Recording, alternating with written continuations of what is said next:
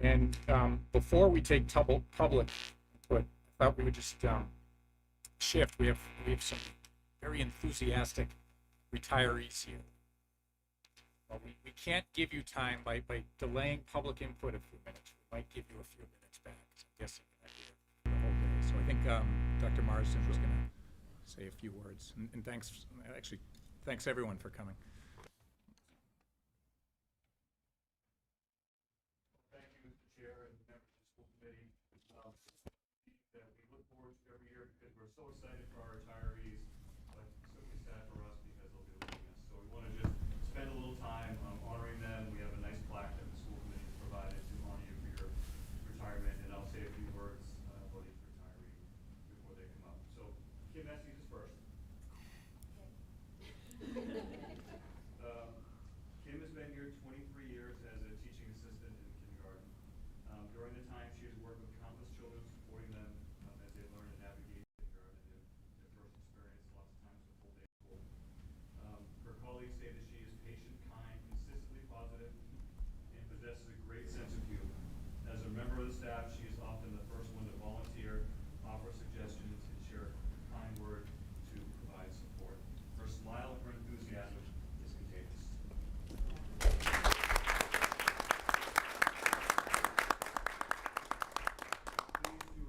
To give this retirement award to Kim Estes for 23 years of dedicated service to the children and community of the Medfield Public Schools.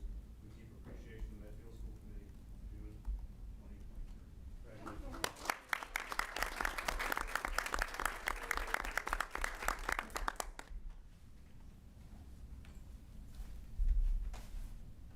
So this next person is on his third retirement. He retired from the Pipe Fitters Union, retired from the Boston Globe after 17 years, and now is retiring from Medfield Public Schools after 17 years. Michael Jackson has been working in our maintenance department all of that time. Always a hard worker, a quiet guy, but always a great sense of humor when you get to know him. In the last few years, whenever there was snow, I told him to stay inside and make coffee and don't hurt yourself out there. The snow will be heavy, but you know, always a smile on his face, always good for a laugh, and we will miss him. And Michael, come on up.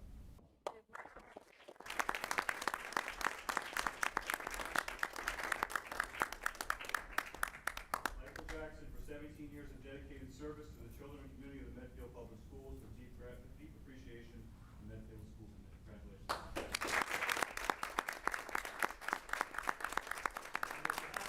There's a great article about Michael in the Patch a couple weeks ago about his retirement, so check it out on the Patch. It's really well done.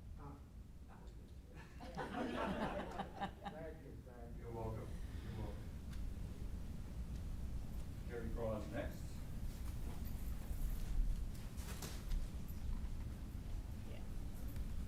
Carrie has always been a strong advocate for students in her 24 years of service as a speech and language pathologist. She's been involved both inside and outside the classroom providing service for kids. She really supports the push-in services where instead of having a kid come out of the classroom all the time, she would work in a general ed setting and really be effective with children that way. She helped bring social thinking to Blake, which was a really important initiative that she started, and she really values inclusion. That was really seen in everything she did in her 24 years here. And also cared for her colleagues and really focused on social and emotional well-being of everybody. And I would say is a prolific thank you card writer. I have a stack of cards, thank you cards over the past 10 years, and I think she has a third of them on that stack. So, well, thank you.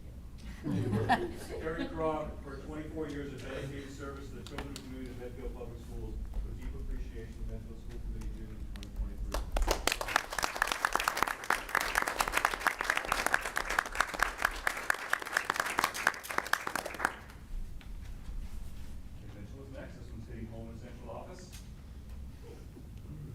Kim has been an administrative assistant in central office for 23 years. Gary Brule's first day of work, she joked that Kim can never retire. Her steady presence, her calm demeanor, her eye for detail, reviewing IEPs and doing all that important work, and a willingness to step in and support anyone that needs help at central office with any kind of work will never be matched. She's the heart and soul of our student services. We're thrilled to have her, to have time with her family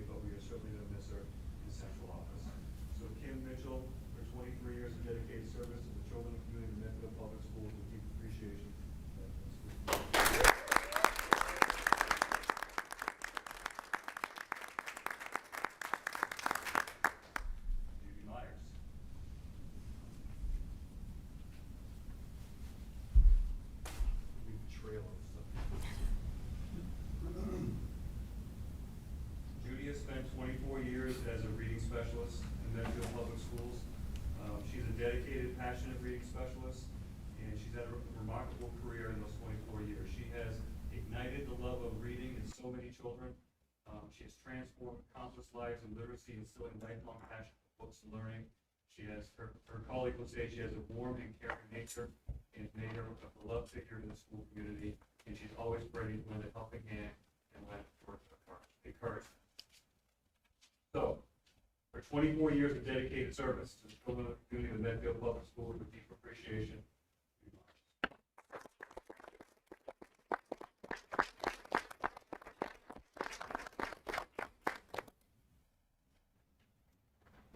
So,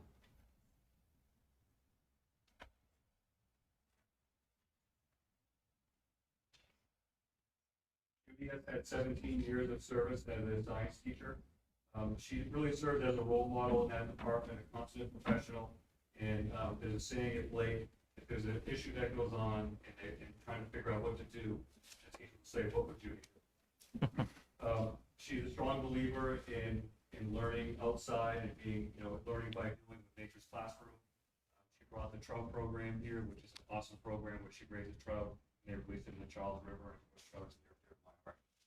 So awesome, a true innovator, thoughtful person, research-based, and I would say that, one comment that came through Nat and through her colleagues is that she's a master educator. All students provisioned for all times and understand it correctly.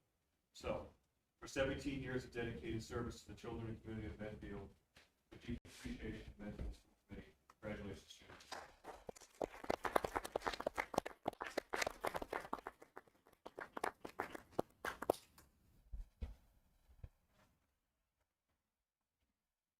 Last but not least, Kathy has had 26 years of dedicated service to the children of the Medfield Public Schools and staff. Kathy has been our lead nurse for many years, and as I said in other venues, that she always has that calm, caring demeanor. Was never so evident of her competent skill as what was happening during COVID-19. Kathy and I were talking numerous times a day for a couple of years, and through her leadership, the town of Medfield, the district, was a heck of a lot safer because she was in her leadership role as a nurse with the vaccination clinics and always having the regulations and everything that was changing. I'd call Kathy and she already knew exactly what was going on and she would kind of lead us in the direction we needed to go. So as I said to her on Friday, there were 1,000 voices telling me what to do during that time, and there was one that I listened to all the time, and that was Kathy. So for 26 years of dedicated service to the children of the community of Medfield Public Schools, with deep appreciation, Medfield School Committee, Kathy Thompson.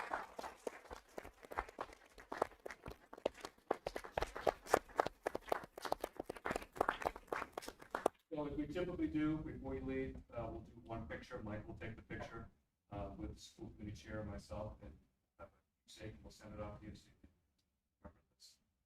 Congratulations, everybody. The kids in this town are better off, every single one. So thanks so much.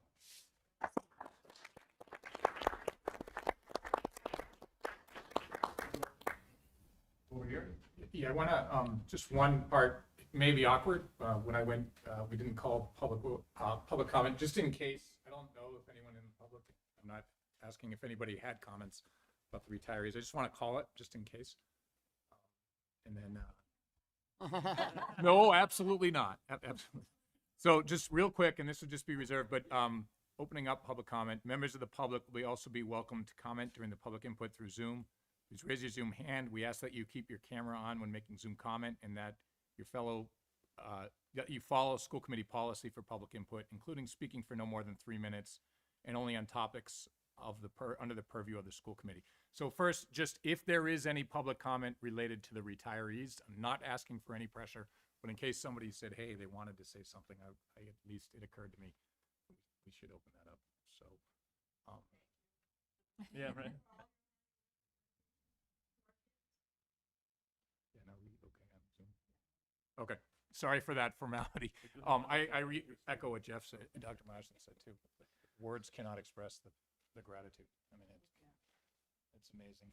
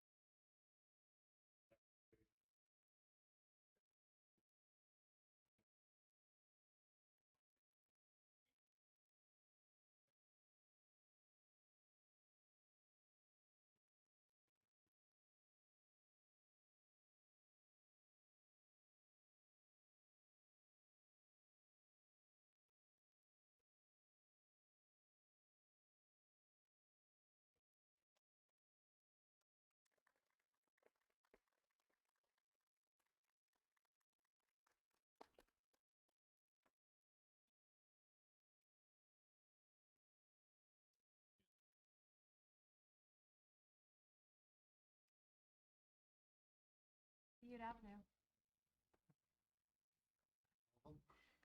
This is awesome. Ben and I have our date night.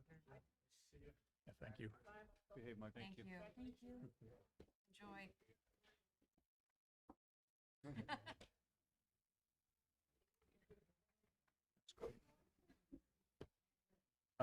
And just staying in the same rules apply. Is there any public input about other topics? Either address the mic or Zoom. Yeah, if you're on Zoom, again, just raise your hand and we'll bring you forward.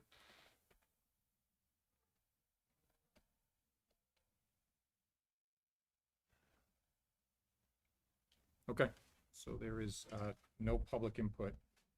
So we have a pretty rich agenda tonight, so that one was quick. So we'll see how we can do. Hopefully we won't need power for our computers.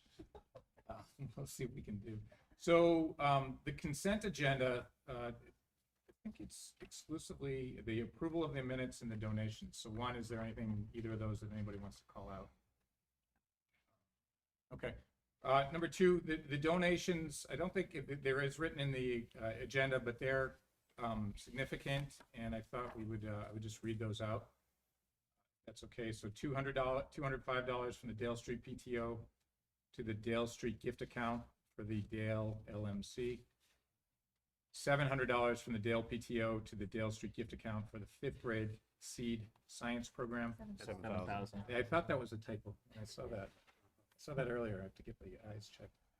$1,350 from the Blake PTO to the Blake gift account for the creature feature transportation. That just happened. $2,482.59 from the Medfield High School PTO, and $1,000 from the Medfield High School Theater Society to the MHS gift account to upgrade auditorium sound system. $23,250 from MCPE Onward to the district gift account for Panorama Education, and $29,172 from MCPE to fund the following approved grants. Grade 7 math, Blake, the creative, culturally rich learning environment in Mandarin classrooms from Blake and Wheelock. Standing desks at Dale Street School, pottery wheel expansion at Medfield High School, relevant learning practices in the district, and empowering educators, enhancing teaching practices through asynchronous professional development across the district. So, and I think that the next topic we're going to hear from at least MCPE and PTO. But, anyways, thank you so much. Yeah, absolutely. I was for going to that. say thank you for MCP and everybody, but yeah, that's significant. And I will add, at the next meeting, there'll be a donation. MCP gave us a check for $100,000 today. So that was $20,000 per school for a grant for a project that the principals had shared with them, and we got that check today. So that'll be in the next round of donations. But just amazing support from our community and from MCP. Absolutely. Okay, so we appreciate it. I guess we have to vote in order to accept it. So I would entertain any motions. Motion to approve the consent agenda as read. Second. And yeah, and clarify I didn't say it, the approval of minutes from the regular meeting on 5/18/2023. So Leo, if you can do that again. Motion to approve the consent agenda as stated. Second. Okay, all in favor? Aye.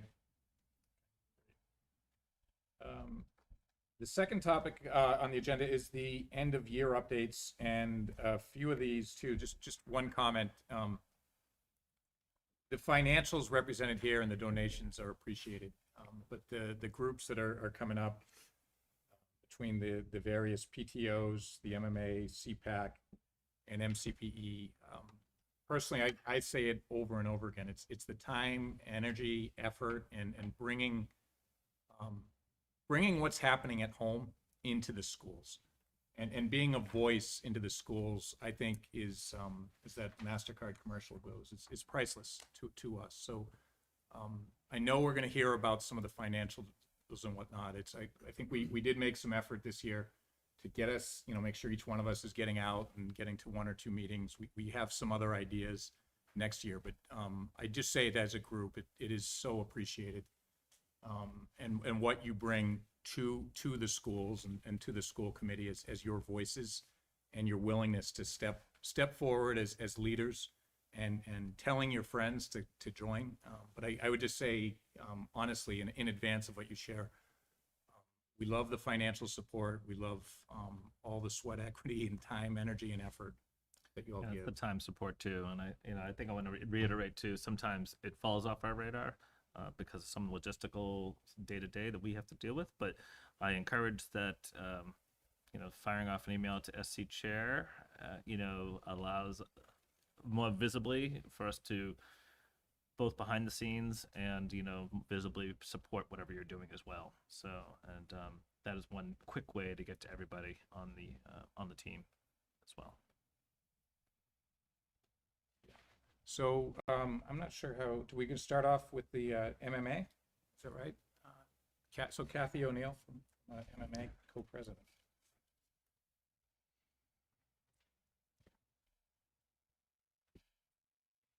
Hi, my name is Kathy O'Neill. I serve as co-president of the Medfield Music Association along with Katie Olaf. Thank you for inviting me to share the MMA's contributions to the Medfield Music Program during the 22-23 school year. We are grateful that it was an average school year this year. I would like to thank the school committee, Dr. Marsden, Jason Felix, and the entire music staff, and the principals and staff at each school for their commitment to music education in Medfield. I would also like to thank our generous donors, community sponsors, and amazing volunteers for their incredible support of the music program this year. The donations this year for us were about $17,000. Through that support, we were able to provide funding at the beginning of the year to Amanda Tumbleson for set up her new space at Dale Street. We paid over $600 for a competition set for soundtracks. We provided need-based scholarships totaling over $1,100 for students to take lessons throughout the school year. We provided over $2,000 in need-based support for the Medfield High School music trip, and $230 in need-based support for the Blake. We paid over $2,500 in stipends for the jazz combo and the Blake Jazz Hub. We paid over $1,500 for jazz band recording to submit to a national festival. We paid over $6,000 for clinicians, coaches, and accompanists for the school year. $850 to start the new chamber orchestra at Dale Street School. And we awarded over $4,000 in private lessons and camp awards for students to continue their music education over the summer outside of school. And for the first time, the Dale Street students were included in this process. We awarded over $2,500 in scholarships to our graduating seniors, and we donated breakfast bags for the music trip. We provided snacks for the pep band and football games, and I didn't hear this, but hopefully our $1,000 did appear. And we contributed $1,000 towards the new auditorium speaker system. And I would also like to thank the businesses from the community that provided support to the music program this year. Worchers, Trust Law Group, Gravitate AI, Medfield Patch, Needham Bank, McRiddle, Zulu Gallery, Como Flowers, Hometown Weekly, the Taxia Sweet Boutique, Roach Brothers, and the Medfield Press. Thank you.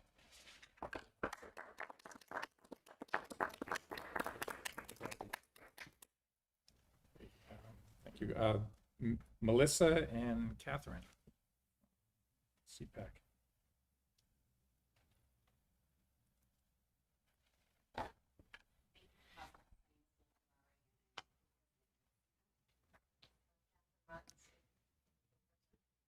We wanted to be a great year at CPAC, and we want to share some highlights. We gave you all, I think, an email to copy to you. You should have a printout version, and there's another one that's there. This year, we increased our communications and visibility by adding social media accounts. We added 2 additional workshop meetings to our regular schedule in response to parent feedback.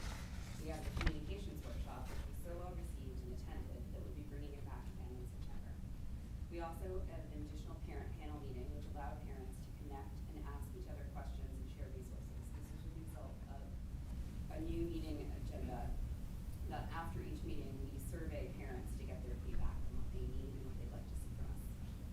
And we continue to work with the district by having the educational team leaders from each school join our parent panel.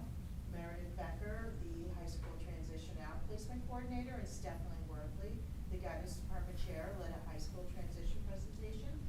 And Mary Brewer is an active participant in all our meetings, which always allows us to have a continuous exchange of feedback and ideas. We'd also like to thank you for inviting CPAC to the district strategic planning feedback session and for having one of our representatives on the team. As always, we strive to support families in our community that need help navigating educational services for their child, whether they're on an IEP, 504, or not at all. We really value Mary Gruel's ongoing support and collaboration for our mission.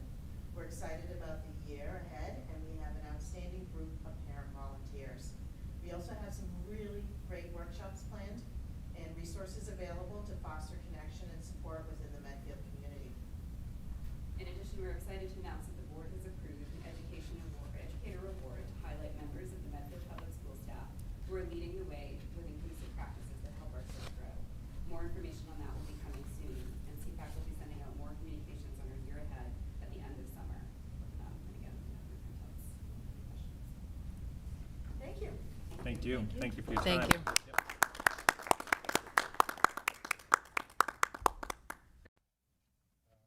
Jen and Danielle.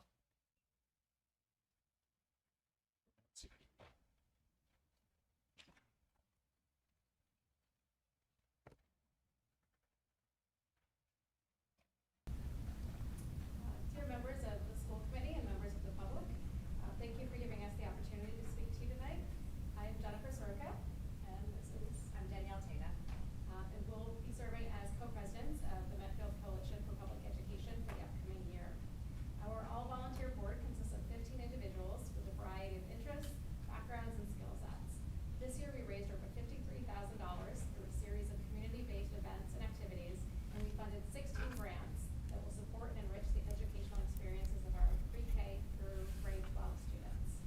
Our fundraising events over the 2022-2023 school year, including long-standing events such as the Fall Ball, Trivia Night, and the 16th annual Spelling Bee, which brought together 335 spellers from Wheelock and Dale, as well as brand new events, including the March Madness Bracket Challenge, and we continued with our annual Blue Ribbon campaign, which allowed families to recognize teachers, staff, and administrators who made a difference in their children's lives this year.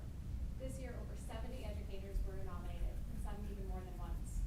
All of this fundraising allowed MCPE to fund over $56,000 in 16 grants. A complete list of these grants are available on the MCPE annual report that's published on the MCPE website. But to highlight just a few of the grants, we provided our post-pandemic learners with a variety of sensory tools through the pre-K to 12 classrooms.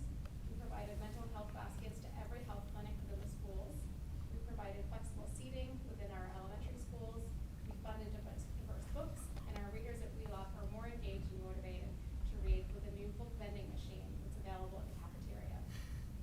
MCP also funded a Gaga ball pit, a pickleball court, pottery wheels, math manipulatives, interactive whiteboards, and a Mandarin project to immerse our students in learning. We are also excited to fund some really amazing professional development opportunities for public school staff next year. So 2022-2023 has been a very exciting school year. We celebrated MCPE's 35th anniversary, and in November we brought back the first in-person fall ball since 2018 at Gillette Stadium. That evening we kicked off our anniversary appeal and continued to raise funds for the rest of the school year through our Paint the Town Blue campaign. We're excited to showcase the support of our residential and corporate donors with our blue mailbox ribbons, which you can see all over town. In addition to the traditional school grants mentioned earlier, MCPE pledged to donate an additional $100,000 to the 5 Medfield schools in honor of our 35th anniversary. And these donations will be split among the Medfield schools to fund a number of important and much-needed improvements within our schools, including adding new accessible components to the memorial playground, a complete renovation of the Wheelock stage, currently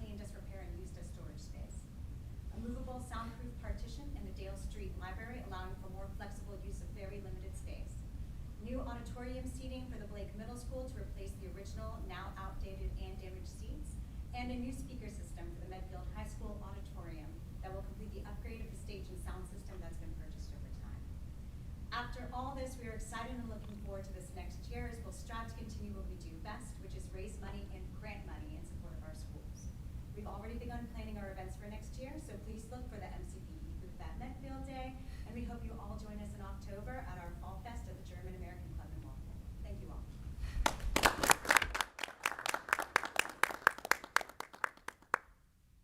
And Nicole.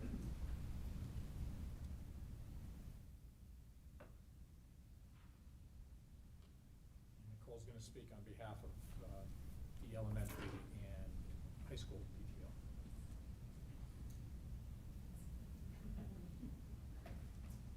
Thank you to the school committee, Dr. Marsden, and the public for allowing me to share the information on both K-3 PTO and also the high school PTO.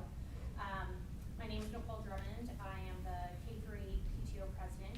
The K-3 PTO includes individual school PTOs, excuse me, from Memorial, Wheelock, Dale, and Blake Middle School, as well as the overall K-3 PTO that grants initiatives that impact all 4 schools, such as the pre-K through 8th grade, year-end teacher, staff lunches, and anything that may impact the overall schools. This past year for 2022, 2023, the PTO gave over $132,000 back into our schools, into all 4 of them. And that was back into schools that held pre-K all the way through the 8th grade. Some of the highlights that we would like to highlight are David Bizrecki visited all 3 schools for Memorial, Wheelock, and Dale, which we brought back the visiting author, which was something that was very exciting that has not happened since prior to the pandemic. Each year we pay for the preschool music classes, which we have been able to continue to do, and we will be bringing those to the Wheelock site going forward. $5,000 in Dale playground repairs. $18,500 has been raised and will be helping to fund the Memorial Playground Replacement Plan, which has, because of that money that's been able to be raised, will be set in motion for the summer. $7,000 was put into a seed science program at Dale Street. And that was the science program for the year. $6,500 for field trips at Wheelock.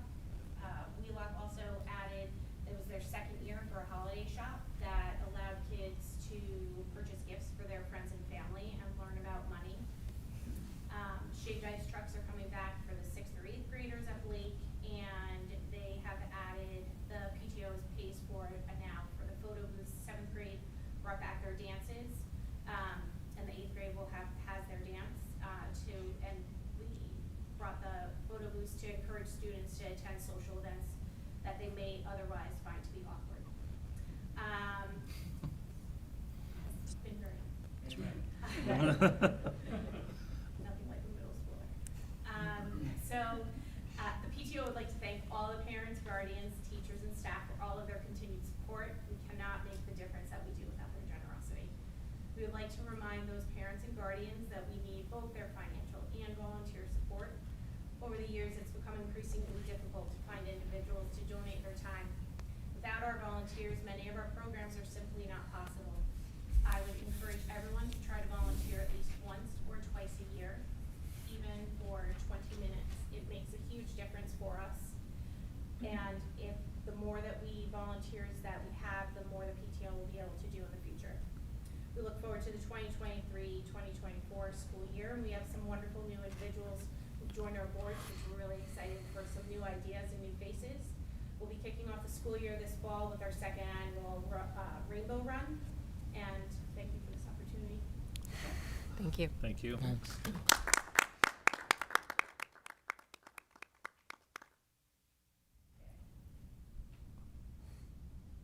So, okay.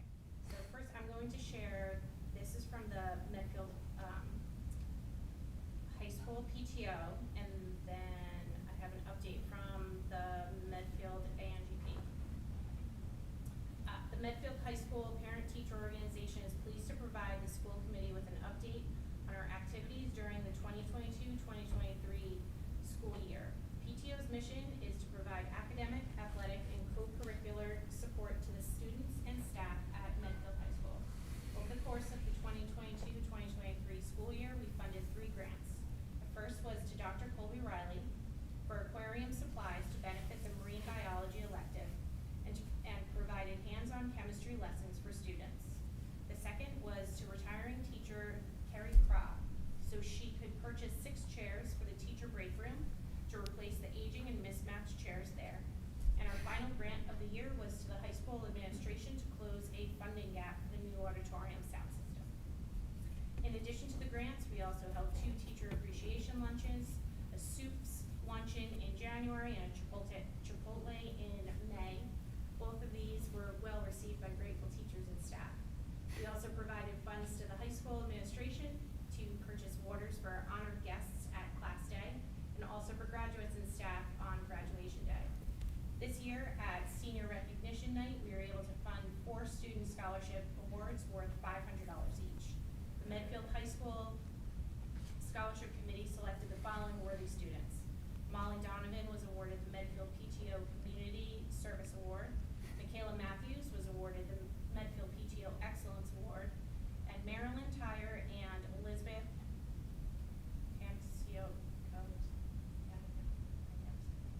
were awarded to the Medfield PTO School Spirit Awards. We also funded the Inspiration Award, a student-selected award to distinguish a member of the Medfield High School staff that has an exceptional ability to inspire, motivate, and encourage students. The winner of the award is presented with an initial $50 cash gift and a $450 grant. The grant is to be used to enhance teaching and or benefit students in the classroom. This year, the students selected Morgan Reynolds. To fund these items, we solicited dues from parents, held a Republic Partner Day, got a portion of sales through Amazon Smiles, and ran a fundraising auction for which the K-8 PTO generously shared their software. We were thrilled to receive a $2,000 donation from the Mary Kay Smith Family Foundation. The bulk of our funds came from parents, so we are continuing to rely on the generosity of our donors. This year, we faced complaints about not providing t-shirts for students to wear at the pep rally. At the time, we simply did not have the funds to do so. Now we are in better financial shape and are planning to support this fall's pep rally.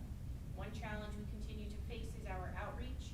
Our primary means of communication to parents is through social media, which doesn't reach all parents. Although we do utilize the weekly update emails sent by the administration, it's unclear how many parents actually scroll through and read included items. We are looking into ways that would allow us to communicate directly with all parents through email. Thank you. Now the update from the all-night grad party. From the all-night grad party committee, thank you to everyone who helped make this year's all-night grad party such a huge success. From the seniors we spoke to, everyone had a really fun time through the 8 hours of celebrating. We'd like to thank everyone who was involved, from decorations, food arrangements, entertainment arrangements, volunteering for setup, cleanup, and throughout the night. Especially those who volunteered during the hard hours between 12 a.m. and 5 a.m. Generous donations, custodians, food services, school administrators, medical and security support. Thank you to all.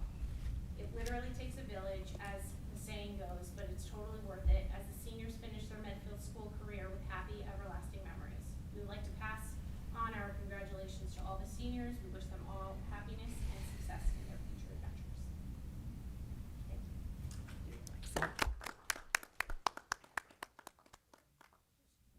Quick, I'd love to get just ad hoc feedback, or even from the group. Is there any ideas we have? How can we help our kids and our teachers? Any ideas? Like, the theme I hear is sometimes engagement, get the word out. I think, Nicole, you said it. Volunteer just once, because I think when people go just once, they start to see that's where the magic happens. But just any, I mean, open-ended if you wanted to, if there are any ideas that. I can throw one out and see if it's, and building yeah, I'm on, just gonna keep it building on focused. Nicole's comment about outreach, is that a common issue for all of you? And, the ability to connect with parents, the communities, with your target audiences. Many of you are everybody, but scrolling down to consume everything, does that seem to be a common theme amongst all of your communications? Nope.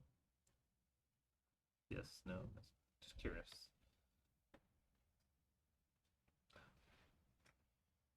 Was there any feedback on having it on Saturday versus Sunday, that red version of the as far as all night ride? I only heard the feedback if it ended up being on. Yeah. I think it was the crisis mode, not if it was. Right. I didn't hear the feedback. I think Jamie would definitely do better to, they really, to the point of the volunteers, they really struggled. There were very few volunteers for late night. I volunteered, and I had to leave at 2:15, and there was, I never felt so guilty looking at 2:15. There was very, very few people coming in. And it poses the question of how can we go forward on some of these things if people are unable to give, sacrifice a little bit of themselves and pay forward, as so many people say. Right.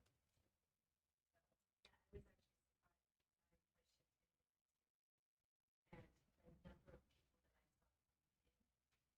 saw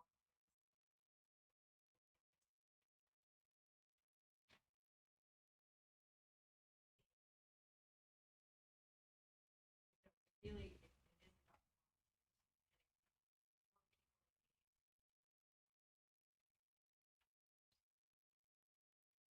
And for the people at home, we're hearing engagement. They have trouble hearing you because of the mics. Yeah, I just thought it was worthwhile. I'm sincere, my opening remarks. I thank you, the folks here, for your leadership and your creativity. Just how else can we help you see it over and over? I thank your members for the time that they put in. The community is obviously supporting, financially.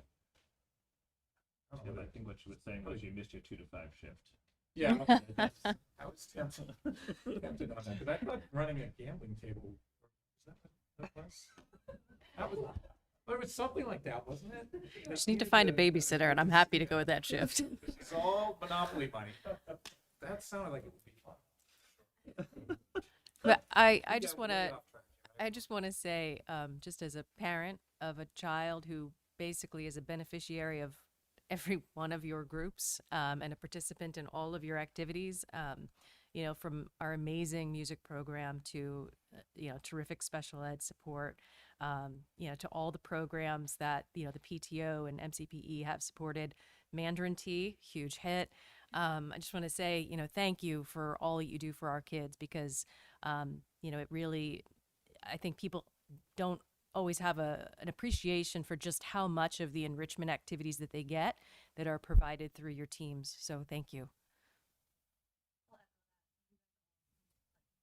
Not just all the time and the work and the money and the energy, but if you look at this list, it's actually incredibly impressive on what you were able to bring and do in 9 months, right? Like, especially, I know we've been in a COVID, coming out of space, and I feel like what was able to be accomplished this year is incredibly impressive. So thank you to all of the groups that were mentioned and presented. Really appreciate it.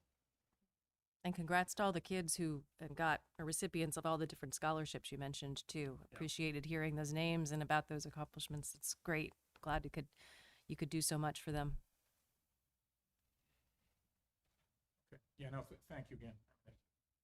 It's so appreciated. So, moving on, I think, to Dr. Morris, and I'm not sure if everyone's staying, we got a power-packed agenda. But You want to. we'd love to have you, but And we don't run also away. appreciate everything you've already done. Next time you put them last. Then they have to. All right. Thank you. Thank you Thank so you much. all. So, Dr. Marsden, we're going to talk about superintendent goals update. I know there was some shared. Yeah, thank you, Mr. Chair. So in your materials, as I've done in years past, just give an update at this particular point in the year. If you remember, we've agreed upon a 2-year cycle in which the first year is kind of formative and giving feedback, and then the second year is the formal written evaluation. So this is the formative piece. And I put in the opening paragraph that this is what we worked on this year, but I'm assuming, based on the fact that our strategic plan will be done in a few weeks, that we'll want to review these goals, early in the fall, October, November, or even in September, and take a look at them and really just adjust based on the initiatives that we've identified in the strategic plan. I mean, that makes the most sense. So we had an older strategic plan that we were working off of here. So these goals are broken up the way DESE requires us to do that, with student learning, professional practice, and then district improvement. So I'll go through this, if that makes sense, to kind of go through each one, and then we can go from there. So in terms of the student learning, identified 2 key improvement focus areas with central office and leadership team. The top priority areas that we identified for this year was literacy pre-K through 12, and then mathematics K to 5. So for this school year, we conducted a program review of the literacy program, and the program review and its recommendations are currently being reviewed by our teachers and staff, with potential R&D this summer, and then job-embedded ongoing professional development scheduled for the 23-24 school year. So that we're going to have a consultant working with our teachers at different grade levels in different schools the entire school year next year, supporting some improvement in literacy. And we're very clear with this program review. That's what organizations do, right? They review their curriculum and they get on a schedule to do that. This wasn't a review just focused on elementary because they all teach literacy, and then just our English faculty. This is everyone. This is improvements that everyone can look at, and recommendations for everyone, because literacy is all of us.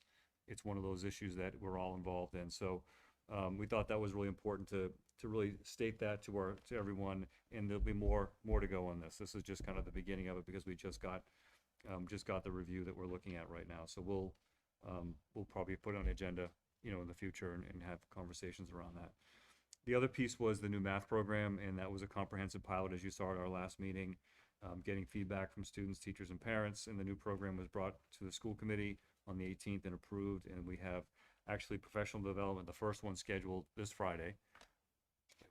This Friday is our first one, and then another one in 2 more in August, so that all of our elementary teachers will have professional development for a total of at least 10 hours prior to the start of school and implementation in September. And then we'll look at whether we need ongoing as this first year implementation takes place. So that was kind of the student learning piece, and the focus was there. Professional practice. Yep. Can I interrupt you? Yep. So it says identify 2 and keep them, like what was your goal? Was it to identify 2 key improvement areas? And No, that it was what you did? it was to identify those, but then just to start the process of getting that literacy review program, and then getting the math program. Those are the 2 So it pieces. was those things? Yeah, those are the 2 Okay. pieces. Yeah. Sorry, Those just are- because we were yeah. here, we're like coming in the middle of Yeah, the yeah. evaluation. Those are the key actions that came out of that. Okay. The professional practice is back to, looking at Dale Street, which is an ongoing, helping to secure project funds, active member on the school building committee, management of communications with OPM architect, and that's if we get accepted back into the program. But we're still going to have OPM architect construction, all of that as part of the process. That's going to be an ongoing goal as we go through this process. So specifically for this year, appointed as ex officio member of the new school building committee, attended the monthly meetings, and then went through the process of submitting the statement of interest to MSBA, and that we should be notified late summer, early fall of our status in the program. So that's going to be an overarching goal, I think, no matter what comes out of the strategic plan, because that's a huge initiative for the district. And then, working with the community and the Dale Street School Building Committee to kind of iron out what the next steps are for our community. Looking at district improvement, plan for and complete the new strategic plan process that will result in a 5-year strategic plan for the district. This includes several meetings with a consultant, appointing a steering committee, multiple focus groups, 6 steering committee meetings, and a final draft document to the Medfield School Committee by July of 2023, and then implementation and community sharing in September, October. So we're still on target for that, and I know that Michelle, I think, and Will are going to give an update later in the agenda, but we're in really good shape with that timeline, which is great, because we didn't know whether we were going to hit it, but it's been really, a lot of work has been done at these meetings, and we've been very efficient in doing what we did. The consultant did remind us that we had contracted for 5 focus groups, and we ended up having 11 or 12. So based on the fact that I talked to him about that, and we went through the process, and we were able to stack multiple meetings on the same day, we're still paying for the 5. We're not paying for all of them. So that was great on their part to allow us to do that. But they typically only do 5, and many communities just have 5, and that's it. But we felt it was important to get as much feedback as possible. Looking at goal 2, collaborate leadership team to expand cultural proficiency in the classrooms and curriculum grades pre-K to 12. Again, this is going to be an ongoing one that I'm sure will find its way into the strategic plan. So from 19 to 22, we did the following. We did civil rights evaluation, self-evaluation committee, developed the Medfield model for evaluation of bias and content and instructional materials. We had anti-racism book groups, supported MERGE, which is the Medfield Educators for Racial Justice, district-wide discussion groups as professional development, cultural proficiency, professional development for the leadership team at our annual retreat. DEI task force was formed, began to meet. Summer R&D to explore culture responsive teaching, which was last year, and I think we're going to be continuing that this year as well. So establish a vision for cultural proficiency instruction that was approved by a school committee, and attended and completing a year-long course for superintendents on leading equity change, which was an incredible course from Lee Title and Darnisa White from both from Harvard. So that was an amazing course I had the opportunity to take advantage of this year. There was 40 superintendents in the state that did that, and it was very, very worthwhile. Hey, Jeff, sorry, the yeah. vision for cultural proficiency instruction, is that something that's published somewhere that we could take a look at? It's on our website. Great. It is on our website. So we brought that to the committee, and it was really, we felt like it was time as a district to kind of state where we are in this work, because we've been working on it now for 3 years. Teachers are implementing some of it in their classroom, and there's questions on why are we doing this, what's going on, and we wanted to really have a statement that guided our work in this area. So we thought it was important to do that. Again, I'm sure that's going to make its way into the strategic plan once it's completed. Goal number 3 was to revise the budget communication document for the Medfield community. We really led the initiative of working with one staff member to kind of redesign the old budget mailer that we've had forever to a state of the schools document that provided key budget information to the community, along with profiles of staff and alumni. I worked with a colleague of mine who had done a project similar to this. I met with his team after school one Friday and got some ideas there. And then we have a wonderful person on our staff that was able to do all of the graphic design for us in that project. And she and I met every week, got all the information. Robert helped out with the alumni. It was a really great project. So feedback has been positive on it, and we'll look at improving it and do something similar next year, so the entire community again gets that. One of the things that we want to do that we tried to do this year but was denied, we wanted to get sponsorship on that, so that it would help defray some of the costs of the mailing. So we had the mailing in the budget, and we used gift money to do all of the copies on that, but we wanted to get some sponsorship on that. And we went to one of our sponsors who's been excellent, and they just said they couldn't do it this year. So we'll look again next year to do multiple sponsors. We kind of put all our eggs in that one basket, and hopefully get it. The back page, we want to have almost an ad that says, sponsored by, thank you for Medfield Public Schools. This is sponsored by, just almost like a yearbook sponsor, so that would be there so that everyone gets an opportunity to see who helped out in the project and who sponsored us financially. So that's a goal for next year to kind of do that. And then other items that, we didn't formalize, and they're just initiatives that we're working on, and continue to partner with beginning years. And we established that daycare for children of teachers and staff, which has been awesome. When did that start? 4 years ago now, and that's been great. That's been really good. And so they've needed additional space. They would actually have more rooms than we have, but we just don't have the space to do that now. But they're looking to expand as well. Great feedback from teachers. The ability to have your kid here all day, whether it doesn't matter what school you're in, but your child is in the high school and you can come and visit and pick them up right after school. It's been fantastic for staff. Held the superintendent parent advisory and coffees, and will return to the pre-COVID schedule and structure in 23-24. So one of the things that we did when I first got here was, you had membership of the advisory based on enrollment for different organizations. Like the folks that presented tonight, each one of them would be a member of that advisory, and they would go to every meeting. And then we got away from it a little bit because school committee had said, let's try to make it open for everyone. So we got away from that, having the membership piece and opening it for everyone. And then we've seen membership dwindle after COVID. So we're going to look at going back to that structure where we have representatives from MMA, PTO, MCPE, from each building, and then open it up as well. So we get a broader representation of the community and parents. And those are always really good meetings. But there are times we have 25 people and time we have 2. So if we expand that, that structure, like I had said that we did when we first started them, then we'll hopefully get more engagement there. Held monthly meetings with MCP co-presidents. We meet every week before their meeting, and attended most of their board meetings, which is something that I started about 7 years ago to kind of really just give them an update of what's going on in the district every month, and that's worked out really well. Worked with the Onward group to secure funding for the district. I mean, Onward was something that started during COVID, raised money for PPE at the time, and now is looking at using some of the money for SEL initiatives, which has been, as we say, allow us to be nimble if we need to be, has been really good. Board of Directors for Accept and Tech, co-president Tri-County, on the executive committee for MASS, on the police, this is new this year, Mass Police Chiefs and School Safety Committee. So there's 3 superintendents on that, and it's about 25 police chiefs across the state. That's been really eye-opening and a great meeting to be a part of. And then Hockomock YMCA Board Incorporated. So that just an overview of kind of where we are. Again, I'd love feedback on what you have here, and I'd also, with the understanding that I'm sure we're going to pivot at some point based on the strategic plan and either add, delete, or just expand what we have here. So, thank you. Questions or comments? No, I mean, I think, sort of to Will's point, having not really been involved in sort of initial goal setting that these feed into, clearly a lot of good things have been happening and continue to happen. So definitely appreciate all those efforts.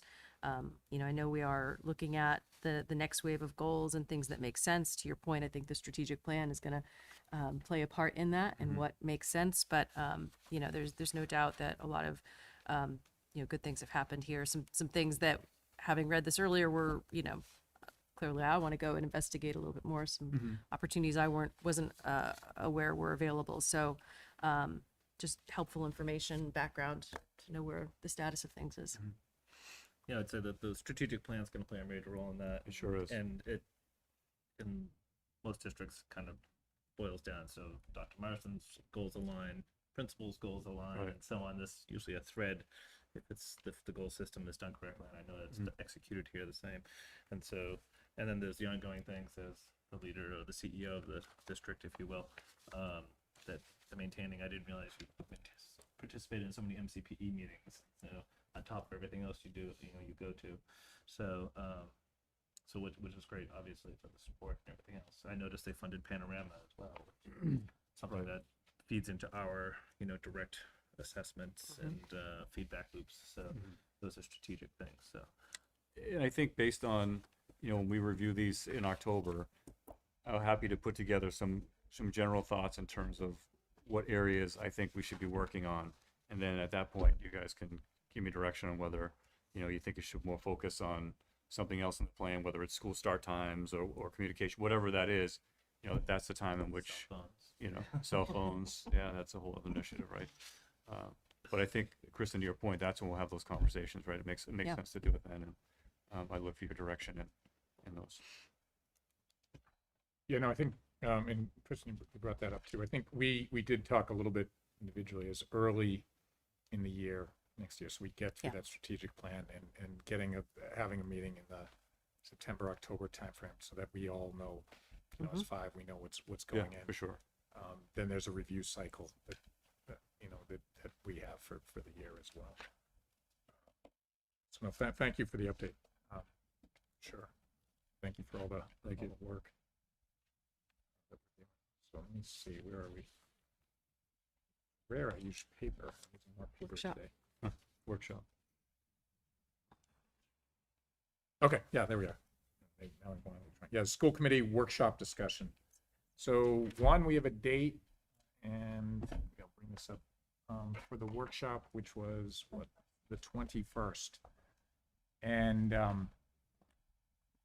been here about 5 years. I think, Leo, you've been here the longest. We've tried to do workshops. I think during COVID, it fell off, but sometimes it's more, a broader view of the year and you know, some of the other thing, like I think one year we talked about a mission statement and where we're going. I think that was an interesting process, but the intention is it's a little more open-ended to talk about some of the bigger topics that we may be trying to address during the year. What I wanted to get was just some ideas around agenda topics that the group thinks is worth trying to allocate time. I think high level, we're talking about 4 hours, give or take, plus a lunch. And So I like to put social emotional health there, bring that conversation back, you know, overall, particularly on the, you know, the survey results we received, particularly had some shocking items around our females. And the, you know, Surgeon General just issued a warning about social media and teens, the impact on that, and what are the things we can do culturally as a policy setting body, and working with the administration to empower, empower that kind of support that's needed in the schools, right? And that's one thing if it's, you know, one principal has this guide in their culture, but, you know, it doesn't have that ability to fall backwards on the administration. Only Dr. Myers can only do so much, you know. So I think having a top-down view of this to see how we can support that pre-K to 12, I think is a conversation that I'd like Want to include cell phones in that? I may want to include cell phones, but that's just a part of it, right? Yeah, It's it just is, part of yeah. the bigger picture, right? Right. Cell phone's just the access. Right? So there's going to be, I think the next week or so, we're going to be getting grant opportunities that DESE is going to put out grant opportunities for all districts on trying to develop ways to either put a policy together or operationally during the school day, how to restrict cell phone use. Yeah. And So it's up to $1 million. as the commissioner met with us a couple of weeks ago, and his take on it and the board's take on it is that cell phones are the cigarettes of this generation in terms of health, right? In that they're that concerned about what it's doing to kids and the distractibility and the social media piece and the anxiety that it's creating. So they're really concerned about that. So there were different models that he had mentioned to us that other districts are using that, and some of our teachers do the same thing, you know, whether you walk in a classroom and it gets put in a shoe, like a shoe closet, you know, and then you pick it up at the end of the class, that kind of thing. So it'll be a culture shift if we implement anything. So we'd have to really work with our teachers on that and see how they feel. I think that's that cultural piece I discussed, and it goes kind of beyond that. There's some technical pieces too. And I'm saying high school mostly. I'm not, Yeah. because you know, middle school they're in the locker. So there's high things- school is when they have there's a technical aspect too, because the personal devices can have it. So there's going to be some network management from the tech team, that, you know, blocking certain ports, you know, and whatnot to help maintain some of that, empowering the teachers to help, you know, that technical view of that, and enforcement. I think is going to be one of the key factors. For sure. It's one thing I think that having policies is one thing, enforcing them is more difficult.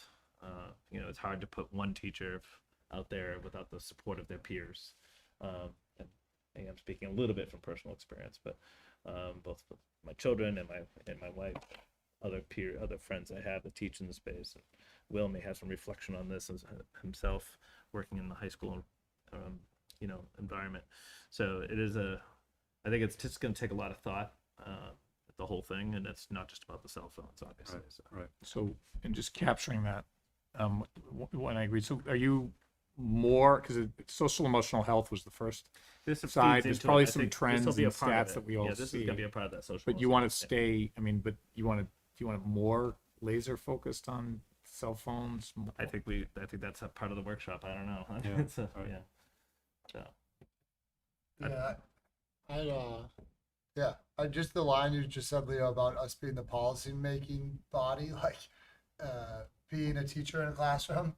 it's super hard. So I would Yeah. love to sit in this. I mean, I don't know if I'm going too far here, but I would love to sit in the seat to do something to help teachers and principals, and so the kids.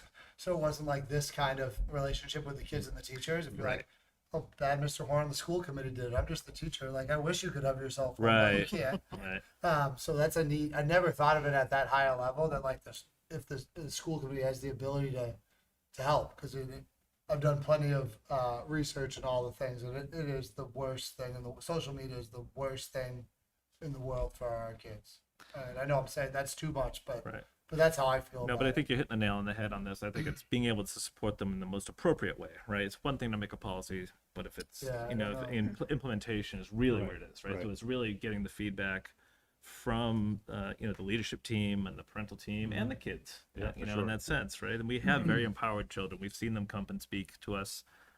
You know, I was pretty moved by the speeches at the graduation as well. The kids were amazing. And so they get it. I think there'll be clarity there, and I think working together on a methodology that makes it work, like whether it's the pouches or the lockers, you know, charging lockers, Yeah, whatever. yeah, you know, that lock at the, you know, and they're there charging, and then they can pick them up at the end of the day. So it's something along those. I mean, it's part of the SEL. We studied that for about, I think, over 2 years. And it was tough. You were Like, part of that subcommittee, right? I was Yeah. I was like leading the charge. Like, you know, I mean, I it's something that's near and dear to my heart. I think actually it's interesting, Will, your perspective. There were some camps who also said, hey, there's a maturity factor that, you know, kids need to learn. Because I was thinking like, hey, in Blake, I'm not hearing a cry that I have to have it outside my locker. And the kids come to here and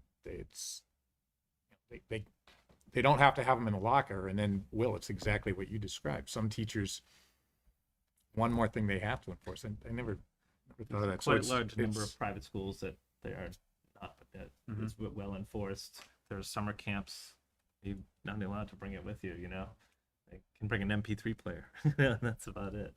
Still So, and make there's a those? reason for that. What's that? They still make those? They do. They're about $15 now.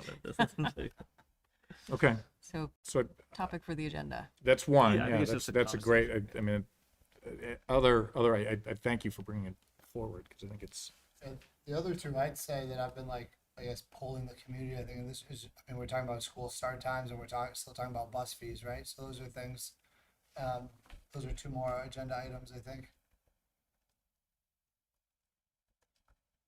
okay. I'm just taking Could, it. Like, could be let's just take- related. Yeah. One. I wanted to just hear open ended. I had a couple ideas, but I want to hear what folks have. There has one, and we've done that before, where the police chief can talk a little bit about school safety and what we're doing. And she's available to join. And again, generally, high level, I'm thinking 3 or 4 topics. I'm without quote an agenda in mind. But you know, 3 or 4 topics, maybe a little homework in advance, or maybe asking for, like, if we had the police chief speak, that it's preparing for somebody to help us move our thoughts. And sorry, are we talking about safety, shooting safety, or are we going back to social emotional? Like, where is, are you talking about school safety in terms of school shooter stuff, not mental Safety and right? yeah. So we talk, you know, one of the things that we've done in the past is go into executive session, because that's one of the reasons you can go into executive session for, is to talk about safety procedures and what you do for protocols. And the chief and I will have conversations so that you understand kind of what we do, how we're doing it, but that's executive session. Can't do that in open session. And depending, I mean, because yeah, I think the background on that is too, there's certain protocols you don't necessarily want to advertise at highest level. Lots of protocols we don't have to. Yeah, for all the right reasons. I know as it relates to building committee, we'll talk more about this and whether we get to it at this session or not, but the configuration topic. Right. Understanding It's the an important one. school's point of view on that, so that we can better have a position there.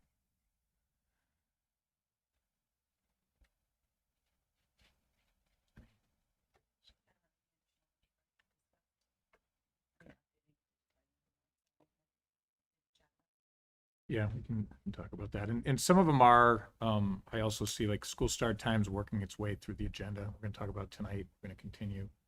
Talk about that. Bus fees. One of the ones a couple ideas I had. One, we do have a list. I think we've shared it. We may want to share it again, but what are the agenda topics for a given year? So it actually maps out each month.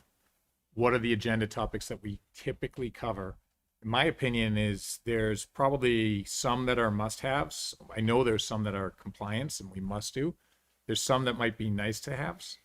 And it could be, hey, we never get around to topic X because of those nice-to-haves. So that would be one, I think, I know for the new members, there were some questions, how do things get on the agenda?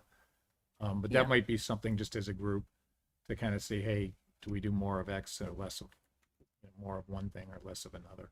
And I think to the extent that, understanding that for various reasons, schedules can change, but if a best faith estimate of those topics in those timelines is good for us as a committee, and it's also good for the public. So I think it would be really terrific if we could walk out with a proposed calendar with, like you say, those must-haves. They're always going to hit in these cycles, but some of the other big ones, again, obviously every week and with following the protocols for notice. But it, again, that best faith estimate of what we think we're going to cover when would be hugely beneficial. Some of it has to do with, what the initiatives are up front. So Right, at the start sure. of the year And some things have carried over from this year where we've said, oh, gee, we should, we need to make that now a regular occurrence. So let's put that readout on Right. one of these, dates or months. Okay, no, that's good. Another one, we've talked a lot, I think, thank you, Michelle, to always the communication and how, I think we made some progress this year. I didn't hear it as much. I did speak with some of the folks who spoke today from the different like, PTOs and MCPEs. There is definitely a desire to continue to get more engagement and support. That I think they're very polite. That would be another, like a bit of a brainstorm around how can we bring that community back into the schools? I think my perspective on this is that it's going to come down to some better collaboration and partnership, because right now you have so many sources, important sources of information, but they're all, acting independently and trying to share these updates. And to the extent that maybe at a higher level of partnership, we can do some consolidation, because I think, specifically families of children in the community can be overwhelmed by the amount of information coming out from all the groups. So, maybe there are opportunities where those things can be brought together and not feel as if it's like a lot of onesie Tuesday. I mean, I don't know your household, but I know it's kind of, there's always so much, and it's very good, but important things can get lost in the shuffle. we could put communications, on that. I think that's probably something we should review anyway. And It's a big part of the strategic plan for sure. Yeah. That's a big part of it. exactly. And the reason why I asked that question, there is a lot of interest in research into what's called learning community communications, like a holistic communications piece that has a little more meaning and flow from classroom, homeschool, and home classroom connection, so that we could have a conversation about it. And I'm sure the strategic plan will have some input on that as well. The idea of, she mentioned the scrolling down, right? So most of the marketing and communications folks these days are saying, you get 2 sentences minimum, is what you're gonna get Catch at the them, top. Yeah. So, and if you've got 3 kids in 3 different schools, you Yeah. get the Dale update, you get the Blake update. And nobody's priorities are the same. So I might Right. think, why didn't you put that first? But someone else thinks, well, no, Correct. I know why Yeah. So you really have to read it all. Outside of the communication is the engagement, right? And that was what they didn't express very loudly, but I've also spoken with them, and I know it's a challenge, is getting parents and members of the community to volunteer and help out and actually be an active member of that organization, which is a little bit, I think, what Nicole was trying to touch on. Like, it doesn't have to be this giant year-long, your hair every week commitment. It can be once a year for 20 minutes, and that's actually going to have a really big impact on the schools. So I mean, like, I think your question to them was great, but I think continuing to just better understand ways to get people back to feeling comfortable volunteering, because it does feel a little like with COVID, the world shut down, and then some things have come back, but Yeah. you know, that level of engagement is not anywhere near where it was. And again, if you look at some of the survey data, the thing that I've found very interesting is people who took some of the surveys were very honest about how they haven't even been in their kids' schools. Yeah. And that to me was kind of shocking, just because people also have very strong opinions about everything. And I just feel that if you did spend 20 minutes in your kid's school, you do get this more holistic view and understanding of like what's really going on there. Yeah. Right? Better understanding and appreciation of everything. So Well, I think mean, that would be an interesting thing for us to chat about.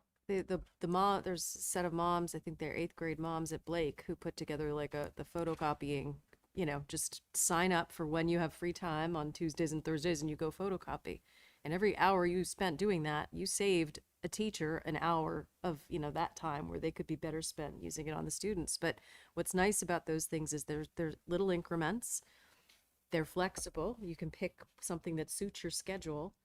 But to your point, you do get to be there. Not only are you there and hearing and listening and seeing, but you're also seeing actually the content and the materials, which is really interesting to know. Oh, this is what's happening in my kid's science class, or what I should expect in the 8th grade. It's very informative. So I think to the extent people can also find these like flexible ways to get people involved, so it doesn't feel like, oh, you mean I have to show up for a 2-hour meeting every, Tuesday night, which would love to participate in all night grad. I just can't leave the house at that hour, Right. No, it's an interesting one. Like, I think it warrants time. Like, there's a word, Kristen, that came to mind, like more of a corporate word, but like standardization, right? Are there opportunities that we can do that to make it a little easier? Because you don't like getting 7 notes, from different schools. Yeah. I don't know that I want that, but like, hey, if each school, some of this is the administration supporting as well, that just said, hey, here's Right. the ways that you can volunteer within our schools. Right. Right. And a little more energy there, which they might carry into pin night. Because I tend to agree. I remember my wife too did the copying. Like, she was more of the doer.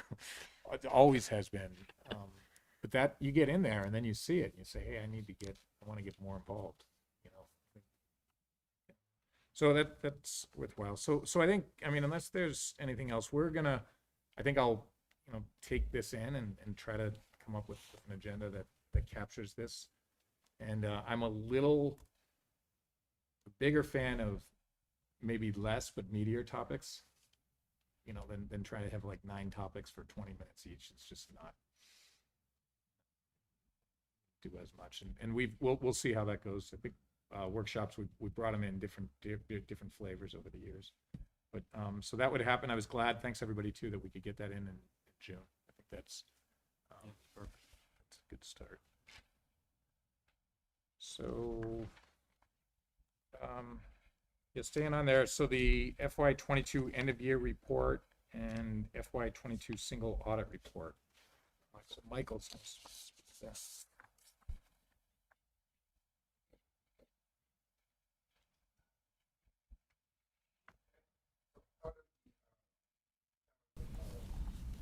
Audit, there are 2 audits that we're required to do by state law, and that is the end of year report and then the single audit. So the end of year report is the big report back from September, October that we showed you guys, that we put together, which highlights all of our revenue expense by different categories. That's the code, and then it breaks it down by school, and then by subject matter. So that's done every single year. This year, the compliance report looks a little bit different. If there's a different type of schedule that our auditors have to review. I can go through the entire thing, or I can tell you that they did perform the audit, and it was through the audit, there was no findings. There was nothing that they saw that was without an exception. So, but I can, if you want, I can go through every single category. There was nothing that they found that was FI in our audit. There was one small thing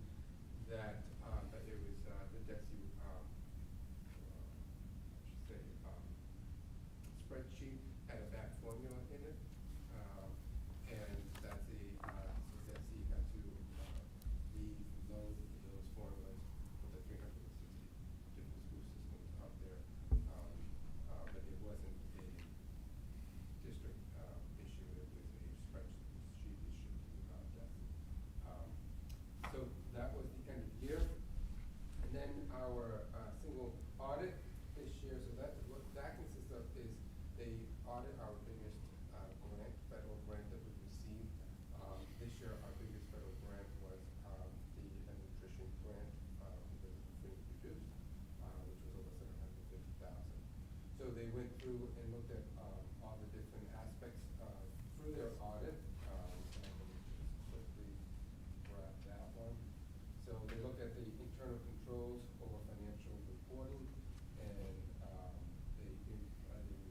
was no findings in that section. The federal awards, that's internal, that looks at material weaknesses and significant deficiencies. Again, there was no findings in that category. They looked at any audit findings disclosed that are required to be reported. Again, there was no findings there. Assists in listing different types of federal numbers. And in that category, which we looked at, what's the low risk audit, there was no findings there also. The only thing that I was going to bring up is our nutrition balance is a healthy balance. And you're required by federal law to have what they call a 3-month, you have to have a balance so you can run your business for 3 months if something happens. So this has to be a certain amount of surplus. So they look at their expenses, they look at what we expend monthly, and then they do a calculation and determine what that amount should be.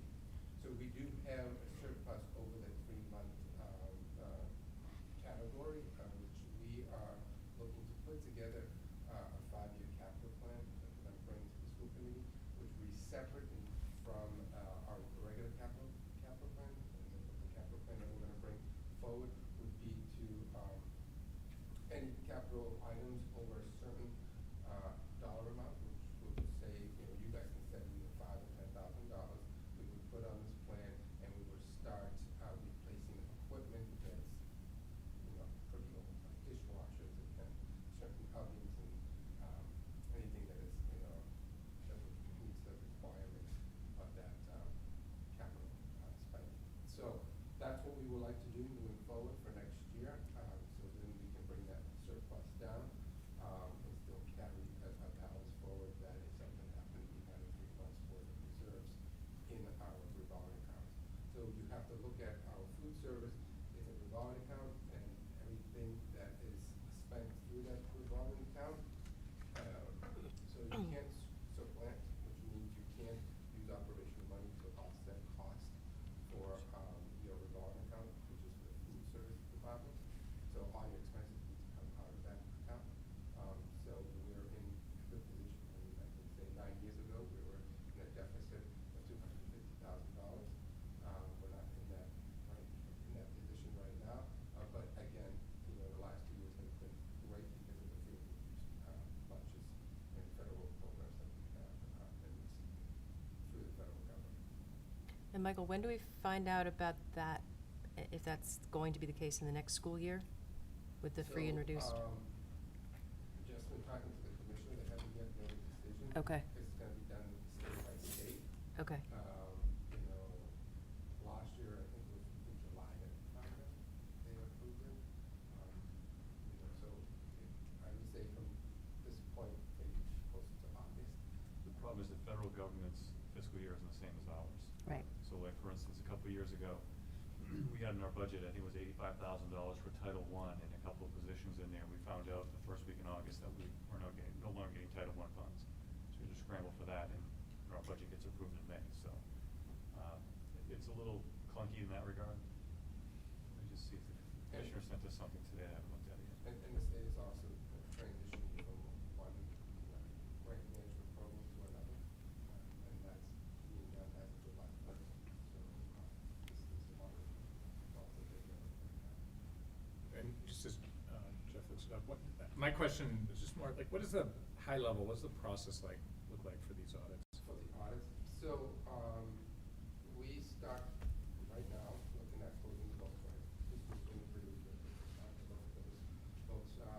It usually takes us from now to about I would say beginning of August, because we have to make sure that our numbers match. And then sometime in mid-August, I start prepping our spreadsheet for the end of year report. So I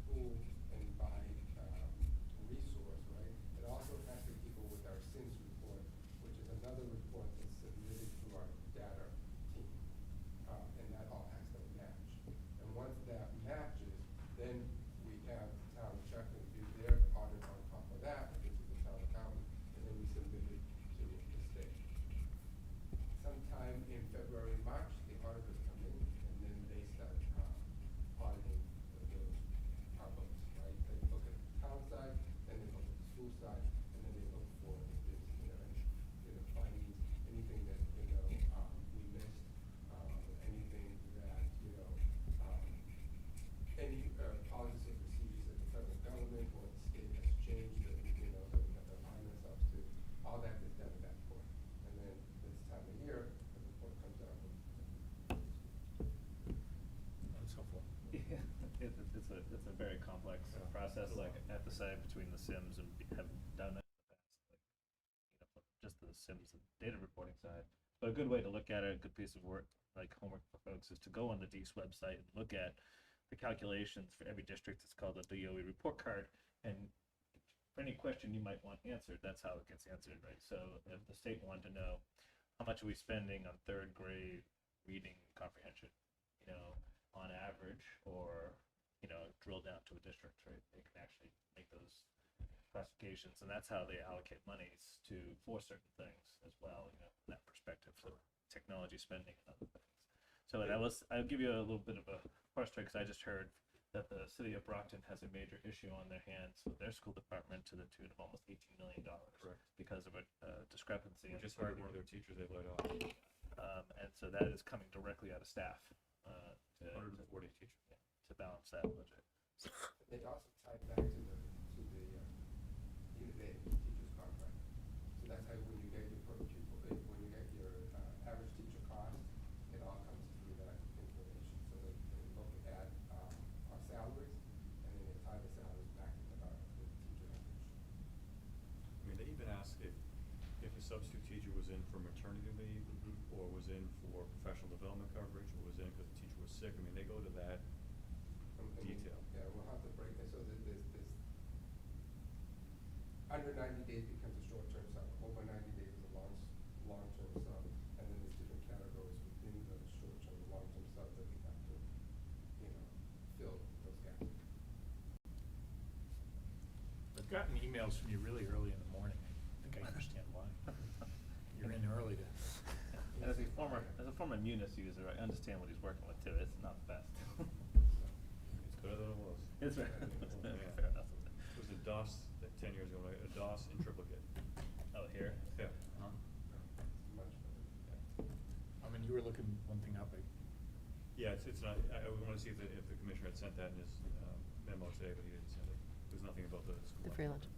Yeah, so funny story on that. So I tried to convince Michelle that we didn't have free lunch this year, and she's like, Kristen, yes, we did. And I said, then why does my school bucks keep pinging me saying that the balance is low? Snacks. Chocolate 10:45 every morning. Snack. Yep. So Michelle, the part B to that story is 3 nights ago, I get a group text from some other moms. Hey, does anyone know if they're charging for school lunches? And I say, no, they're not. I said, don't tell me. I said, you're getting a request for funds. So apparently all our children have been doing this. Those school boys are hungry. So Yes. Hence the surplus. Certain items that qualify for privileges, and certain items that don't. Not salt and vinegar chips, apparently, chocolate Mike. milk. all of it. Yeah. Water technically falls under snacks. Yes. Even though you send them with water, they want to buy the water. You know, you've got a 7th grader. Yeah, you're there. Their water's cheaper than Starbucks, though. Oh my God, these kids. Any other questions? Not on that note. No, thank you. Thank you, Michael. Well done. One for Kristen. You can turn it on so it happens immediately. You can see the whole report. So, and Michael, we may bring you back. We're gonna talk about the solar project update. Yeah, that's right. Okay. Yeah, if you can, and we talked about it, and thank you for coming, and I almost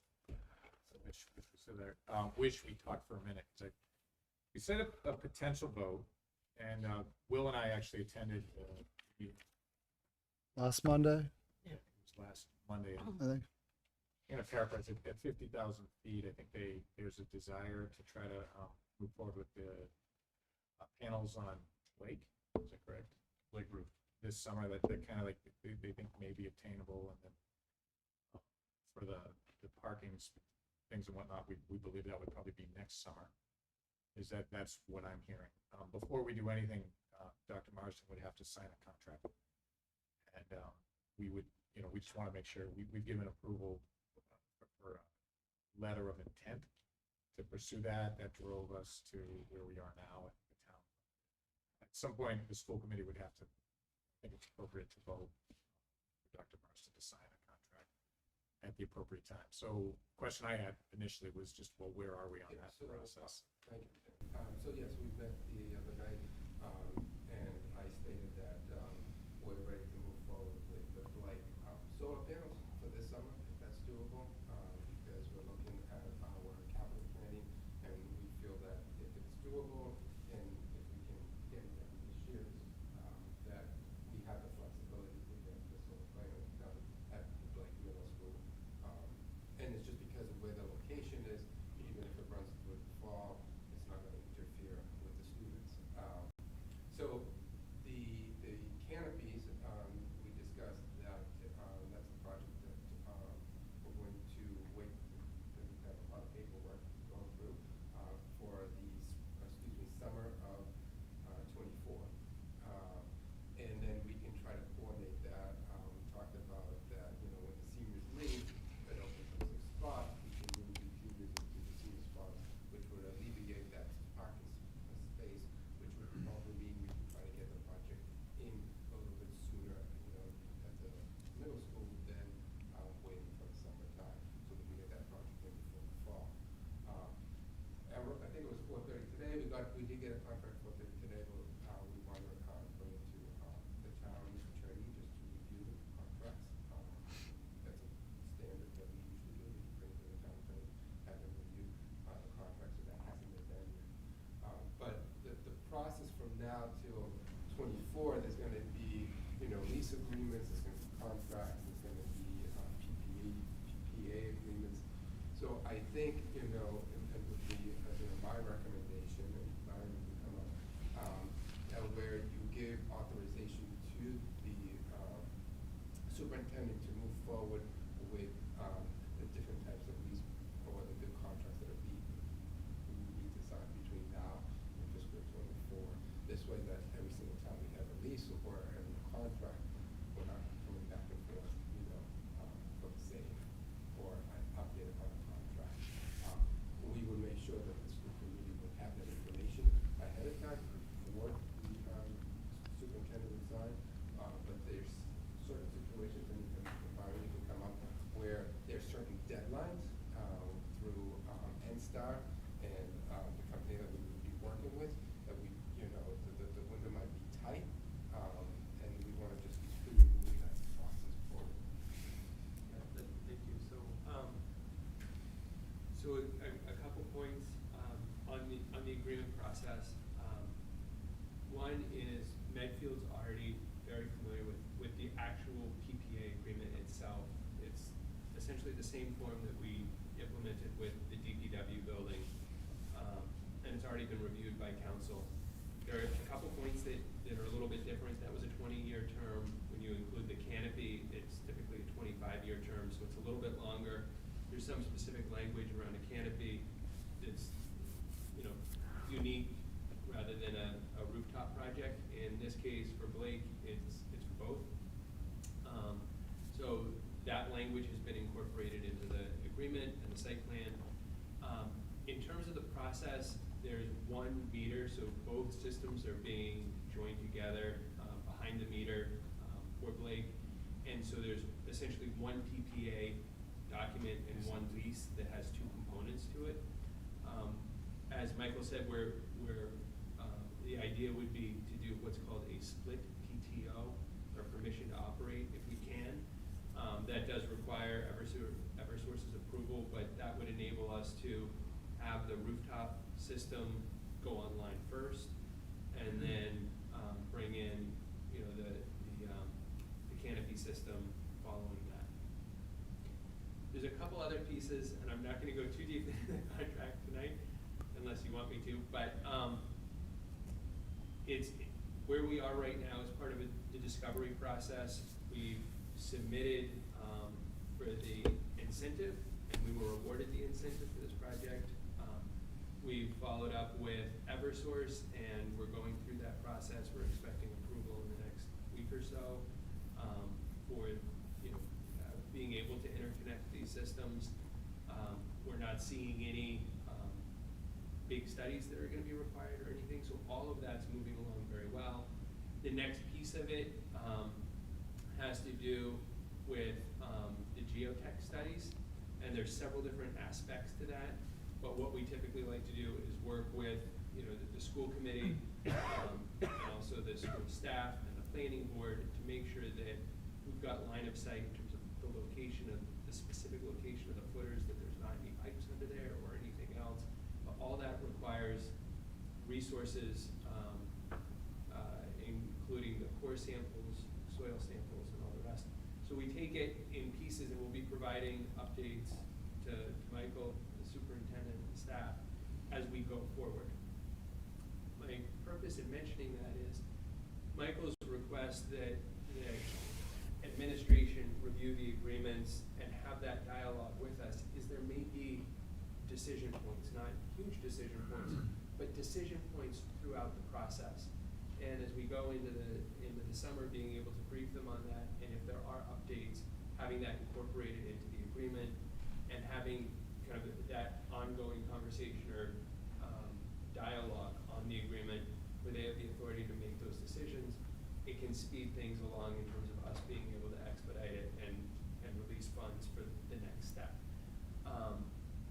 So I think that's one of the asks, is just that the ability for superintendent and Michael to have those dialogues and being able to make the decisions on behalf of the agreements.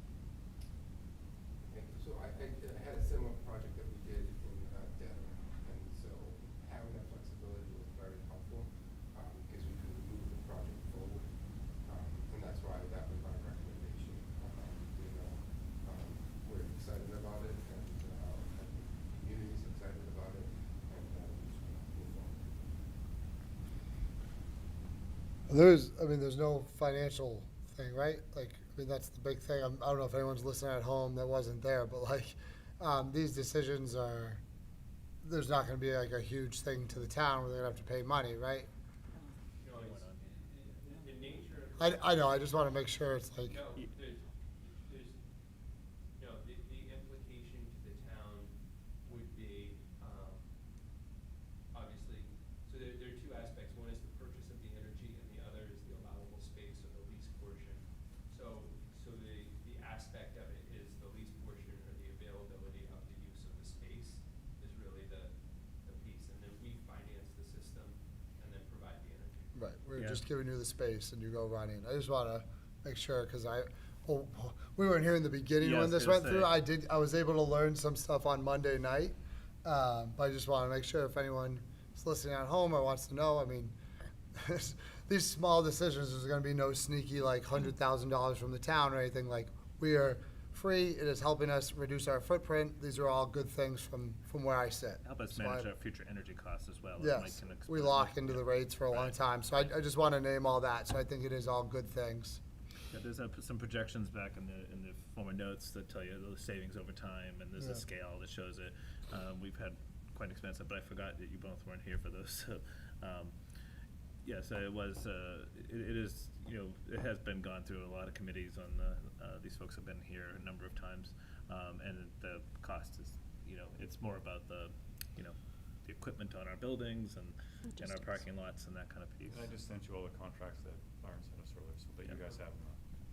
One thing that I would like to point out is that we have 3 projects currently going in parallel. So we've got Blake, we've got the high school canopy, and then Memorial. And all of them are going through, Memorial's received its incentives and also permission, I believe, from Eversource. We've just got the word that the high school is not gonna require a supplemental study, but we don't have the incentives yet because there's a single parcel rule that we're working on right now with DOER. But, the same agreements would be used, so because they're canopy, once we have a template in place, it's gonna be like the exact same form for all 3 systems. But in the authorization to the administration to proceed, it would be really helpful because we would be advancing with geotech if possible through, in the next few months on all of these projects. Unless, of course, there's, if for some reason Memorial did not advance, then you'd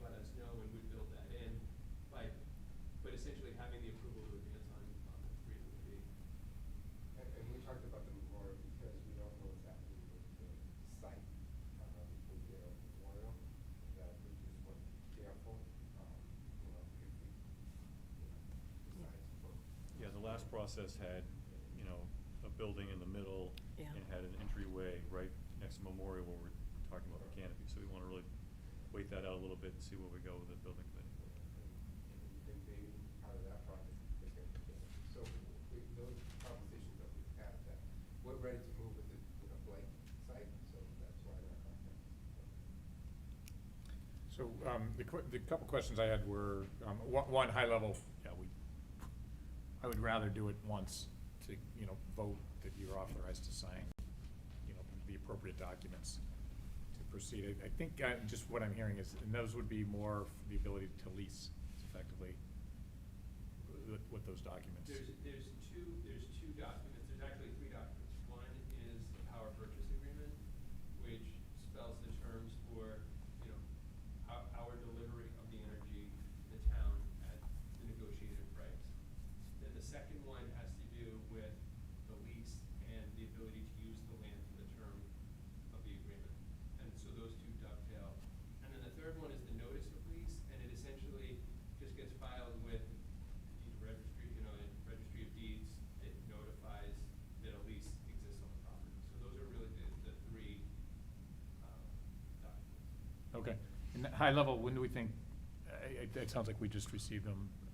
Typically, how long does it take to negotiate those? Yeah, and so there was the exercise of going through, because they had been, some of the language had been previously negotiated with the DPW, and then we've got our standard template, and there was the exercise of going through and literally making sure that they were in alignment. So that's, we just did that and signed the documents also. So we have not reviewed it. Yeah, no, I understand. So like, are we typically weeks, months, what was it? No, typically? so, I mean, we're gonna send them to our town council, and then, if you guys, you know, are not satisfied with that, we can send you to your school committee council and go through, you know, and have them review it also. We've done that in the past, depending on, the project, we're making it a project that, you know, the school committee has to move forward. And, the school committee council just to review it, with the minor changes. And then from there, you know, the contract is ready to go. Okay, and then the other question was, if we had contracts signed, do we have like resources lined up to do the work? What are the appropriate parts, or what's the So, typical? yeah, so in terms of the agreements, as soon as they're signed, then obviously it's the rooftop, there's the submitting for the building permits, there's the weight loading studies, the engineering studies, all the rest of that. We would start to mobilize, there's some items which may be long lead items that would be a factor. And until we place those orders, we're just not exactly sure, but pretty much we'd be able to start rolling ahead as quick as we can. And then, as Michael was saying, like this roof over here, the first one is very accessible. Like, the sidewalk and the low level and everything that's an easy one to do. And then combining it down here at the transformer. I'm just taking that The down. only question I have, and I probably forgot to ask it before, is where the penetrations into the roof, you know, for the panels, what is the history of any kind of roof leaks and, you know, and having that occur, and who's responsible for that, you know, if there's, because you are penetrating the roof and. In this case, we're looking at a fully ballasted system right now. So in some cases, there are roof penetrations or anchors that are required. In this system, I don't think there's any, I think it's just a fully ballasted system. That will be determined by the weight loading studies, but everything that we're seeing, we're planning fully ballasted. And then running the conduit along the roof and then down up the side of the building with everything. Gotcha. So Julia, when we designed that roof this past summer, yeah, you'll know how we took that into consideration. So, the load and all that was taken into consideration as we had built the roof up a little bit higher than it was originally. Gotcha. Gotcha. Oh, it's all right. Yeah, where I just go back and forth was just if we did, if we agreed on it tonight, or but going into it, my thought was, I'd love to see somewhat of a high-level project plan or something that says, okay, we sign contracts, then, you know, and I don't want to overcomplicate it, but just I don't want us to become the, the bottleneck. And I think that's why I'm comfortable. Having the approval Yeah. tonight, if that's possible, for those 3 projects for the administration, to work with us, would definitely be helpful in terms of releasing funds for the next round. So that would be hugely helpful, particularly for the, trying to mobilize on the roof as quick as we can. This is just empowerment of them on our behalf. So, Okay. yeah. No, I'm just more if everyone is out there. And I was just trying to take a couple of notes, but if we were to take a vote, I didn't have this going in, but it would be authorization for the administration to proceed with the execution of contracts needed to advance the contract, including the power purchase agreement, lease, and notice of registry of deeds. Notice of lease. Excuse me? The notice of lease is the third one. Notice of lease. Yep, that's right. And I just wrote these down as you were talking. Notice of lease to the registry of deeds. No, it's just Oh, just notice of PPA, lease. lease and notice of lease are the 3. Okay. And then the notice of lease does go to the registry of deeds, but the actual document So the itself. 3 documents are empowering us. Yeah. PPA, lease, and notice of lease. Yeah, and I would just say, provided we can review, any of the documents and or feedback from town council, or ask the school attorney to review. I think if that's needed, we'll be advised by. Yeah, no, so I just, but I don't want to, if I want to see how the folks feel about that. Yeah, I mean, no objections to what the ask is on the table. So one more time. Yeah, let me. It's a mouthful. So, and what I would want to do, because I wasn't sure, typically before we take a vote, I would just want to see if there is any public input on this topic based on what we've heard.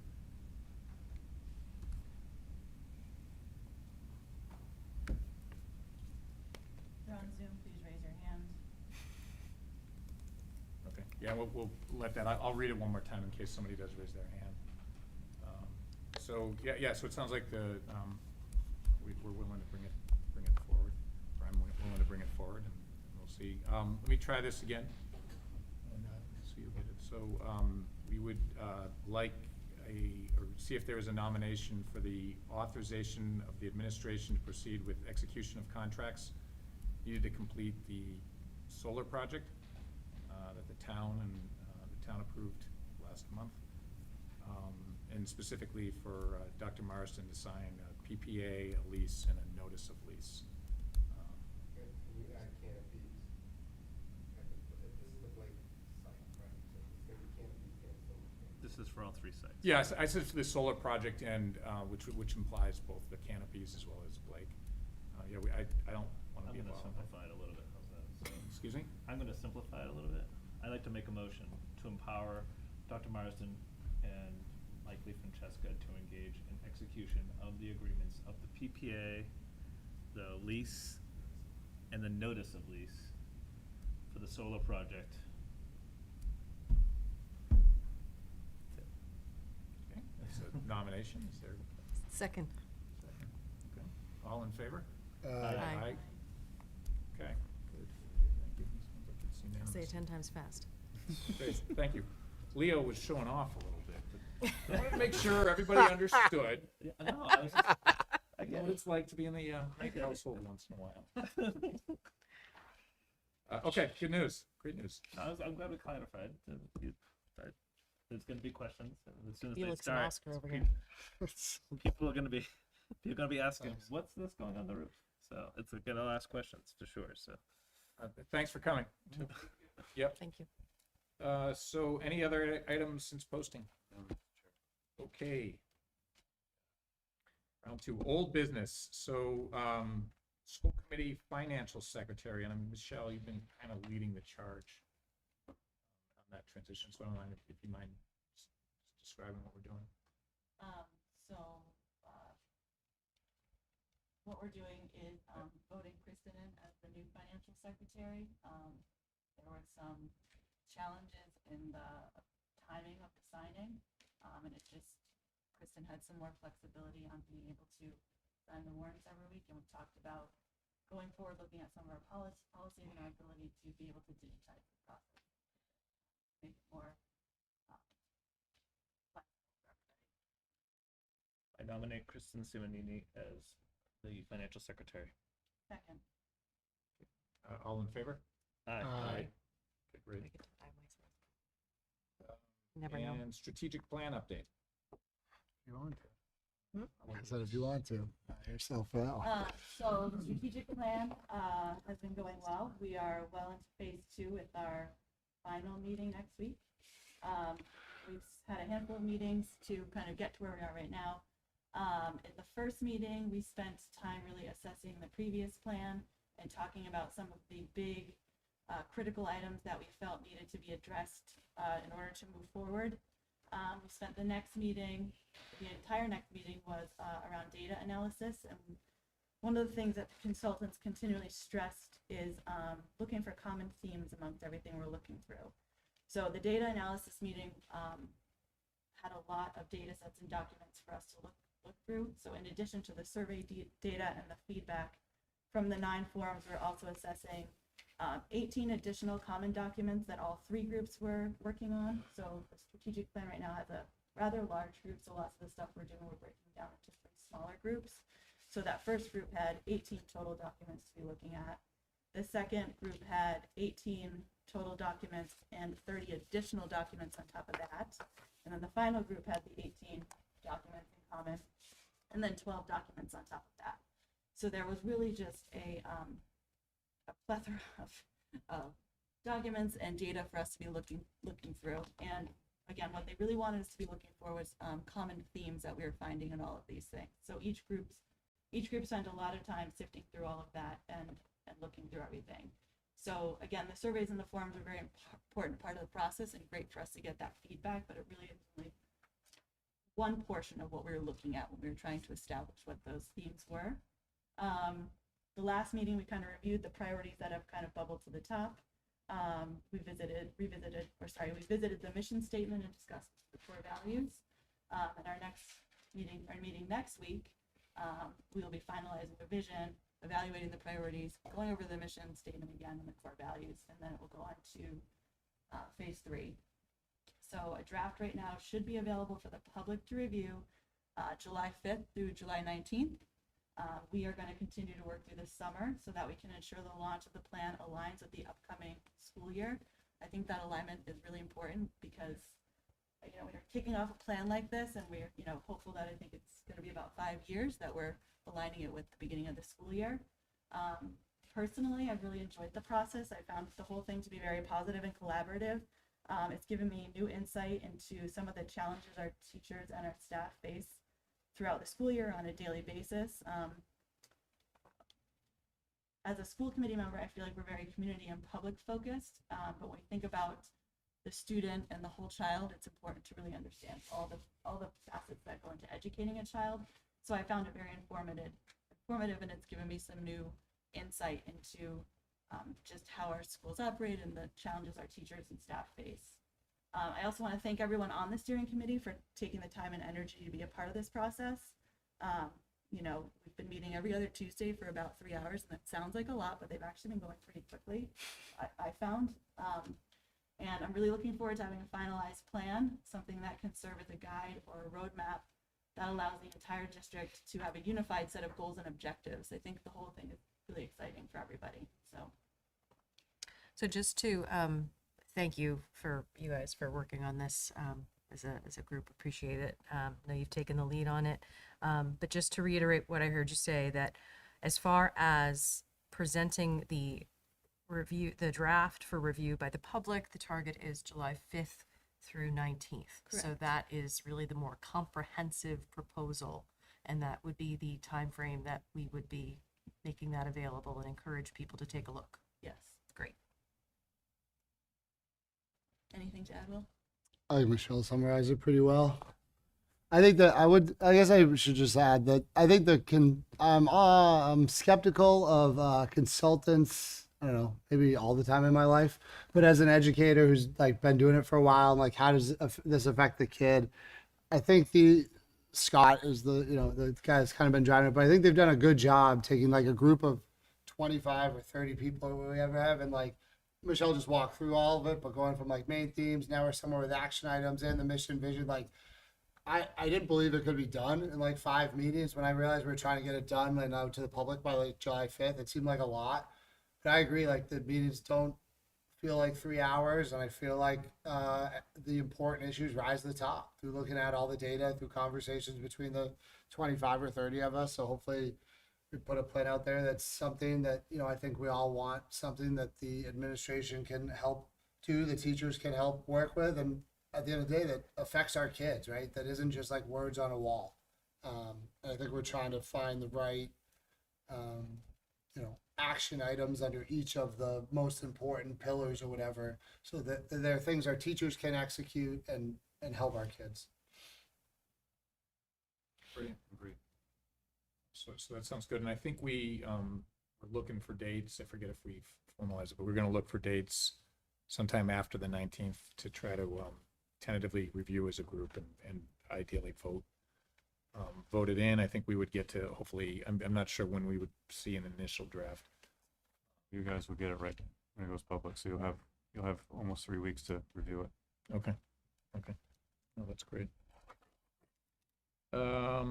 Community engagement and communication. So I feel like some of the focus we put in has been, and I don't want to revisit some of the topics we've described with, but a lot of the energy has gone to the different groups that are, you know, supporting the schools.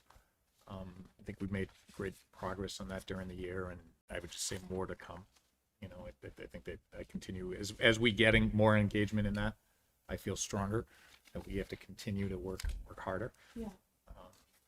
You know, so but Michelle, you've been doing amazing work with some of the outbound communication as well. Thank you so much. Oh, it's been a team effort, but I think it's you know, if we look back where we were at the beginning of the school year, like we talk about it every meeting, but we've actually made some really big strides in regards to being more public facing and engaging with the community and communicating with the community. So I'm excited about the initiatives we were able to put forward and looking forward to building more on those for the next school year. So. Yeah, no, we'll continue. I think one of the things for Will and Kristen at the beginning of the year, we said let's shift a little bit, bring the site councils in with the principals to kick off the year, which was the first. And we did talk a little bit about they're going to have this school improvement plans as part of what they do every year. We're going to ask that they kind of share information about that at early fall or later. Whether it's late August or early fall, but when it's convenient for them to come. And this agenda was power packed. Yeah. But so those are, you know, I think gradually, again, I said turn ourselves a little inside out. Like we have to be making some of those moves structurally, which we're doing. And also it's been fun seeing some of the communication that goes out. Yeah. Great pictures, and just Yeah. really gives a great idea what's going on in the schools. You know, every day is something different, and I think, you know, the pictures, especially the last 10 days, have been awesome. Yeah, You know, they've done They're really really, well. really good. Everything happens in the first 6 weeks and Yeah. last 6 weeks of the school year. Right. It's inevitable. So, and why don't we get it to the end of the agenda? Policy update. That's the exciting part. Yeah, so let me make sure I get this correct. There's a couple things that I've said on, and Leo, I'll at least take the lead on it. Let's do this simple one. At least sections C and D are now in the packet and available for review. There's no need to discuss that tonight. We're not really eligible, but they would be available for review and discussion in the next meeting.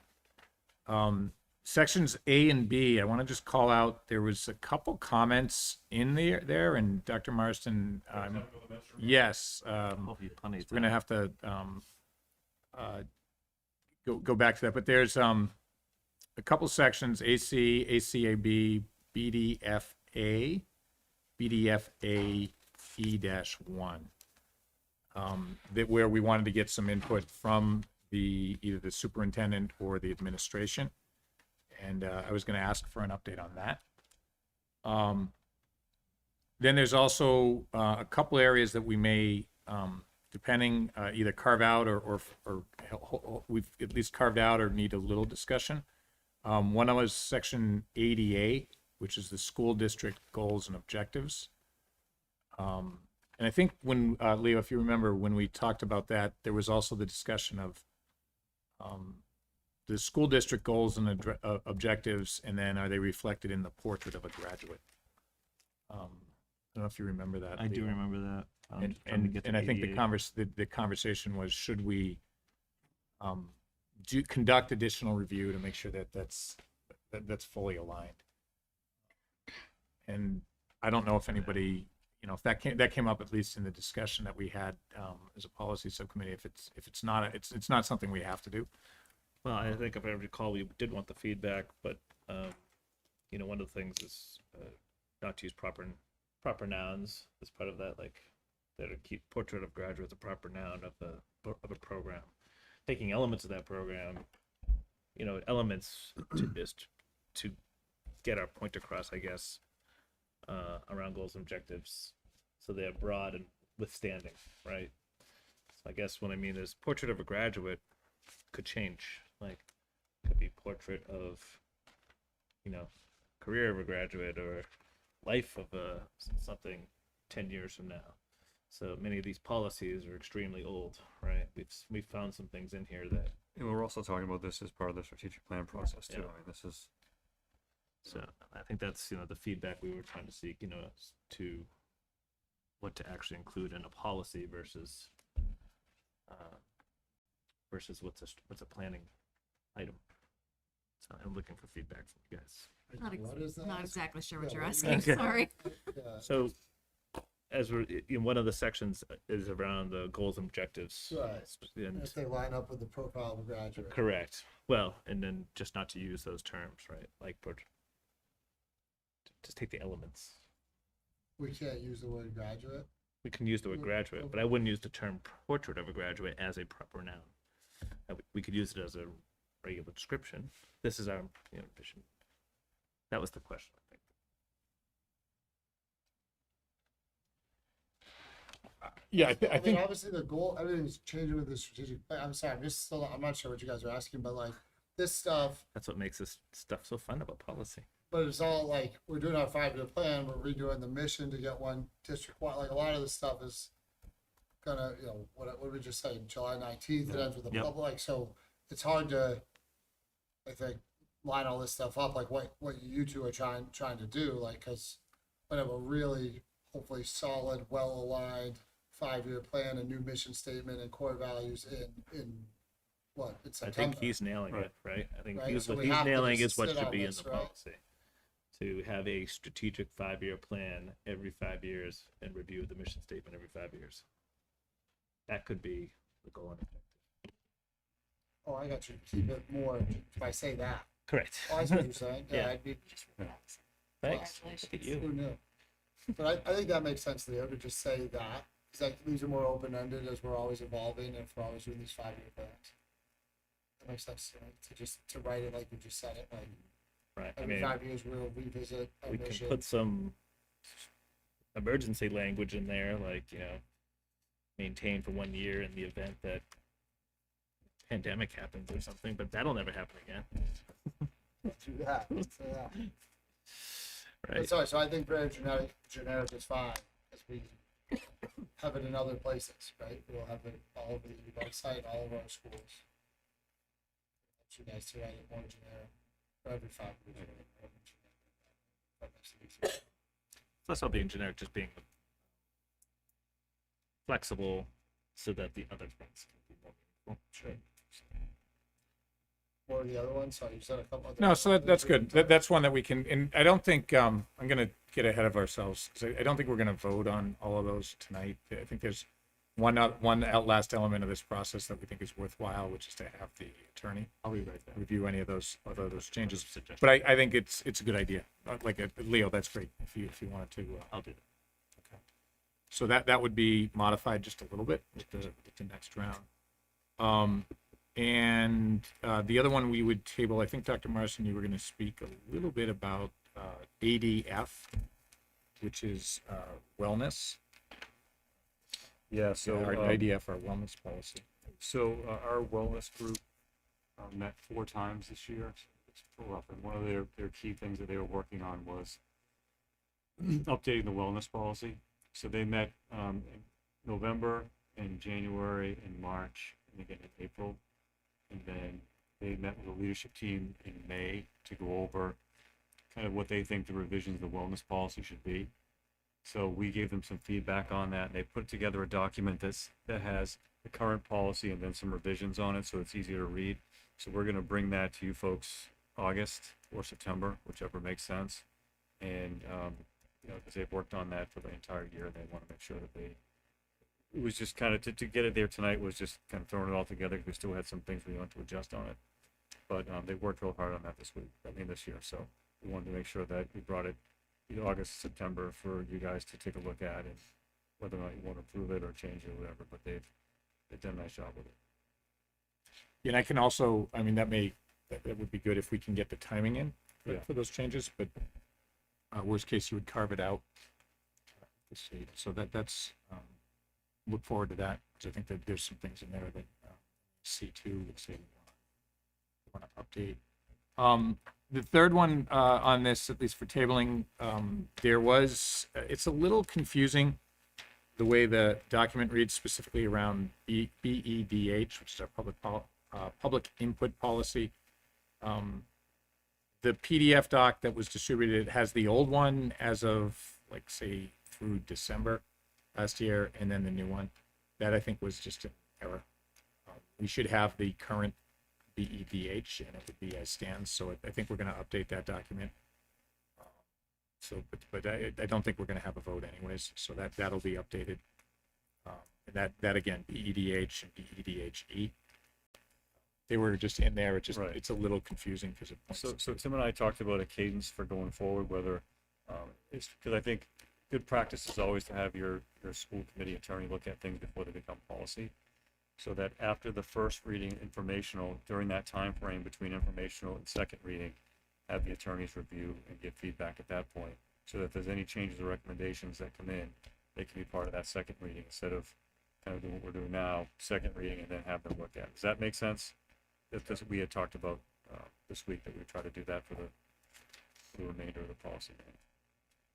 Yeah, so we would and we're not horrible because we're just putting out C and D. So the idea is, again, each month, give or take, we're taking the next swath. So it's first reading, second reading, potential vote. So we should be out there. And then there was a couple, Dr. Marston, I'm not sure if that were marked for either review by yourself or the administration. Was that AE-R? One was, I think, AC, which is the non-discrimination. Right. Yep. So that was one of the ones that I think from what we've updated that a couple of times, I think in the last 5 years based on who becomes president. So I think might have to do that. We've done it again. So there could be some changes coming through again that impact that. But that's another one. Anytime it's a federal regulation or requirement like that triggers Title IX or Title whatever, it's really good practice to have the attorney review that before you guys make the policy. So I think that one, the sexual harassment, the non-discrimination, which wasn't one of the highlighted ones, but it's one that we've reviewed and updated as well. Non-discrimination in the case of disability. Those are all policies that it's just really important to have our attorney make sure that everything is buttoned up. So I would just recommend that. And Okay. the other two that I had, which I know you talked about, the mission statement, which will change, and then the district goals, objectives will, you guys mentioned updating that in a way that is more open-ended. So. Okay, and the only other one I think was the BDFA-E and E-1, which is Right, so that was school improvement plans, educational goals, and the conduct of school council business. correct, and you were going to be reviewing that Yep. with the principals. Right. So far, so good. Yes, I thought that so far so good. I mean, I think that we've had this conversation before about the school improvement plans, whether or not school committee approves them or not. It's kind of an ongoing thing in the state. So I'm happy to have Andy look at it, or either way is fine. Whether you guys approve it or not, it's fine to me. But Yeah, I just think know that's historically we've had it there available for us Right. for review and Right. comments. We don't have to formally vote on it. It's at least currently. that's currently how you do it, correct? Okay, so I think that's everything on that. It sounds so. Our hope would be the next meeting, which would probably be in August traditional meeting, we would have these revisions, have them in advance, and then take those forward for a vote. And again, I know this is a laborious process, but having everything online should make things a lot smoother. Just to like to find certain numbers. I recommend downloading it, opening it in preview, that we can search for it a little easier. Or PDF. So when Or you I could print off your 96 pages. I think I printed, I didn't just print all the pages. So that's section C, section D. D is 96 pages. I think that's everything on the agenda. Any informational items? I think So the only thing not on the agenda that I want to mention, Kristen, SBC survey is out right now, and will close on Friday, June 16th, I believe. So anyone watching now or watching later, or you have friends that haven't taken the survey yet, please take a moment. It's a 2-minute survey that will help the new SBC get an understanding a little bit about the community's code, so we can start to prioritize some different objectives and how we're going to move forward. Yes, I. For all the viewers. Later. We should do much later. As part of our social, we should No, but like it counts of views of our videos. It's important because there is a close date on it now, and that's Yeah, always a right. question for people. How much time do I have to take this thing? So knowing that there's a deadline on it now is good for people to. And I'm opt sending to out it. reminder emails to all parents too, just to let the link again. Yeah, I just wanted to mention, I know sometimes we go through and we kind of check off and we've accomplished that, but graduation was phenomenal. It was freezing cold. It was great for the kids. The kids did a wonderful job, and the chair did a wonderful job with the speech. And I think families are really happy that we had it inside, that we had it outside. We actually got to get it in. And I know that we were fortunate. Other districts were not as fortunate. With Friday night was a tough one for many places, and having to cancel it and then redo it inside or whatever. But our weather service is wonderful. They nailed it, that 3-hour window, so it worked out well for us. Kids were great. So we're Very happy for the impressive. class of Kudos to 2023. Mike and Francesca for the terry towels out there to dry the seats off too. I gotta say, I stole mine by accident. he thought of everything. I was amazed too. At one, I thought that was blown away by the student speakers. So good. I mean, they were. Really articulate. I mean, the last couple of years, it's like it really is one of my favorites to hear. Yeah. It's so impressive what they're doing and what we're doing. The gentleman known as the video Yes, guy oh, has stuck with his me. was- yeah. It has just stuck with me. Yeah. Ever since. Yeah, no, those were great. And how Michael got when the one student spoke about the wind coming through, and how he did that. Good Cue the Lord, wind. That must have propped. Yeah, That that was was perfect. I think the only other one too is congratulations, I think, to Dr. Marston as well for the MASS President's Award. Yeah, absolutely. Congratulations.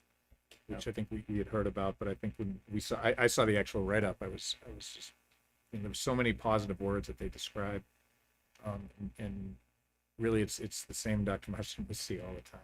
I was fortunate enough to be on a meeting with Todd Scott and his team, and I just happened to mention they didn't know it was on there for something else, and they were just, no offense, Jeff, they were gushing about you, even behind your back. So. No offense. What do you mean, no offense? It's good. So, yeah, I would also say the art shows were nice this week. The elementary and the middle school art show. Art shows were nice. Creature features were great. Yep. I stumbled upon the girls lacrosse game on Saturday. I was going to go over to walk the track, and little I don't know, there was a championship happening. So I heard baseball did very well too. Yeah, so we have 3 teams in the Final Four right now. Baseball playing tomorrow at Brockton Rock Stadium, and then boys and girls lacrosse doubleheader in Quincy on Thursday. I'm shooting on Wednesday. So Let's not forget Great for shaved the ice kids. tomorrow at the middle school. Is it tomorrow or Wednesday? Yeah, it's tomorrow. Oh. And tomorrow is Spirit Day. I gotta figure out what Yes. color shirt to lay out tonight. Yeah. I think Yeah. red. And there's the other two graduations as well was middle school and Dale. I'm always curious as to. Oh, I remember The that step one. up days are this week. we like too, to call right? them promotions, but Only one graduation. Yeah, no, I'm curious, is there somebody speaking? Dale? I'm not sure what it is though. Yes, there is. Remember, Jim We had Jones was a Mr. few years Mason. ago. what's that? We had Mr. Mason because he was just retiring. That's right. Oh, yeah, Yeah. I remember that. That was That was a good great. one. And now he's back. Back. Yeah, those are great. Okay, I think that's everything. Sorry to be long-winded on a couple things. Future agenda items, continuing to talk about school start times, which was a big topic. Yep. If there's anything else around that, but I think there was some, Jeff would know better, there was some committee work done around that. We started working on that, yes. Yeah. So we started gathering all the information and, looking at models in other districts. So we started looking at the buses and how that would work but we're gonna need some time to do that because families and teachers and everyone has to be kind of part of that process, so. Yeah, absolutely. So I think that's going to be one to be diligent about in the fall. And well, the next meeting is showing August 24th, but there's a workshop. And again, we said June 21st. June 21st. We were talking about another meeting in July. I'm looking right? in July, meeting. Yeah, and then there would be a Zoom meeting. I thought that was July 24th. 24th. Sounds Yep. right. Yep. So we'd get that updated. Yeah, Monday the 24th. And that would be on Zoom. Right. Okay. Okay. I will entertain any motions whatsoever. Motion to adjourn. Second. Okay, all in favor? Aye. Aye. Okay, thank you. Thanks, everybody.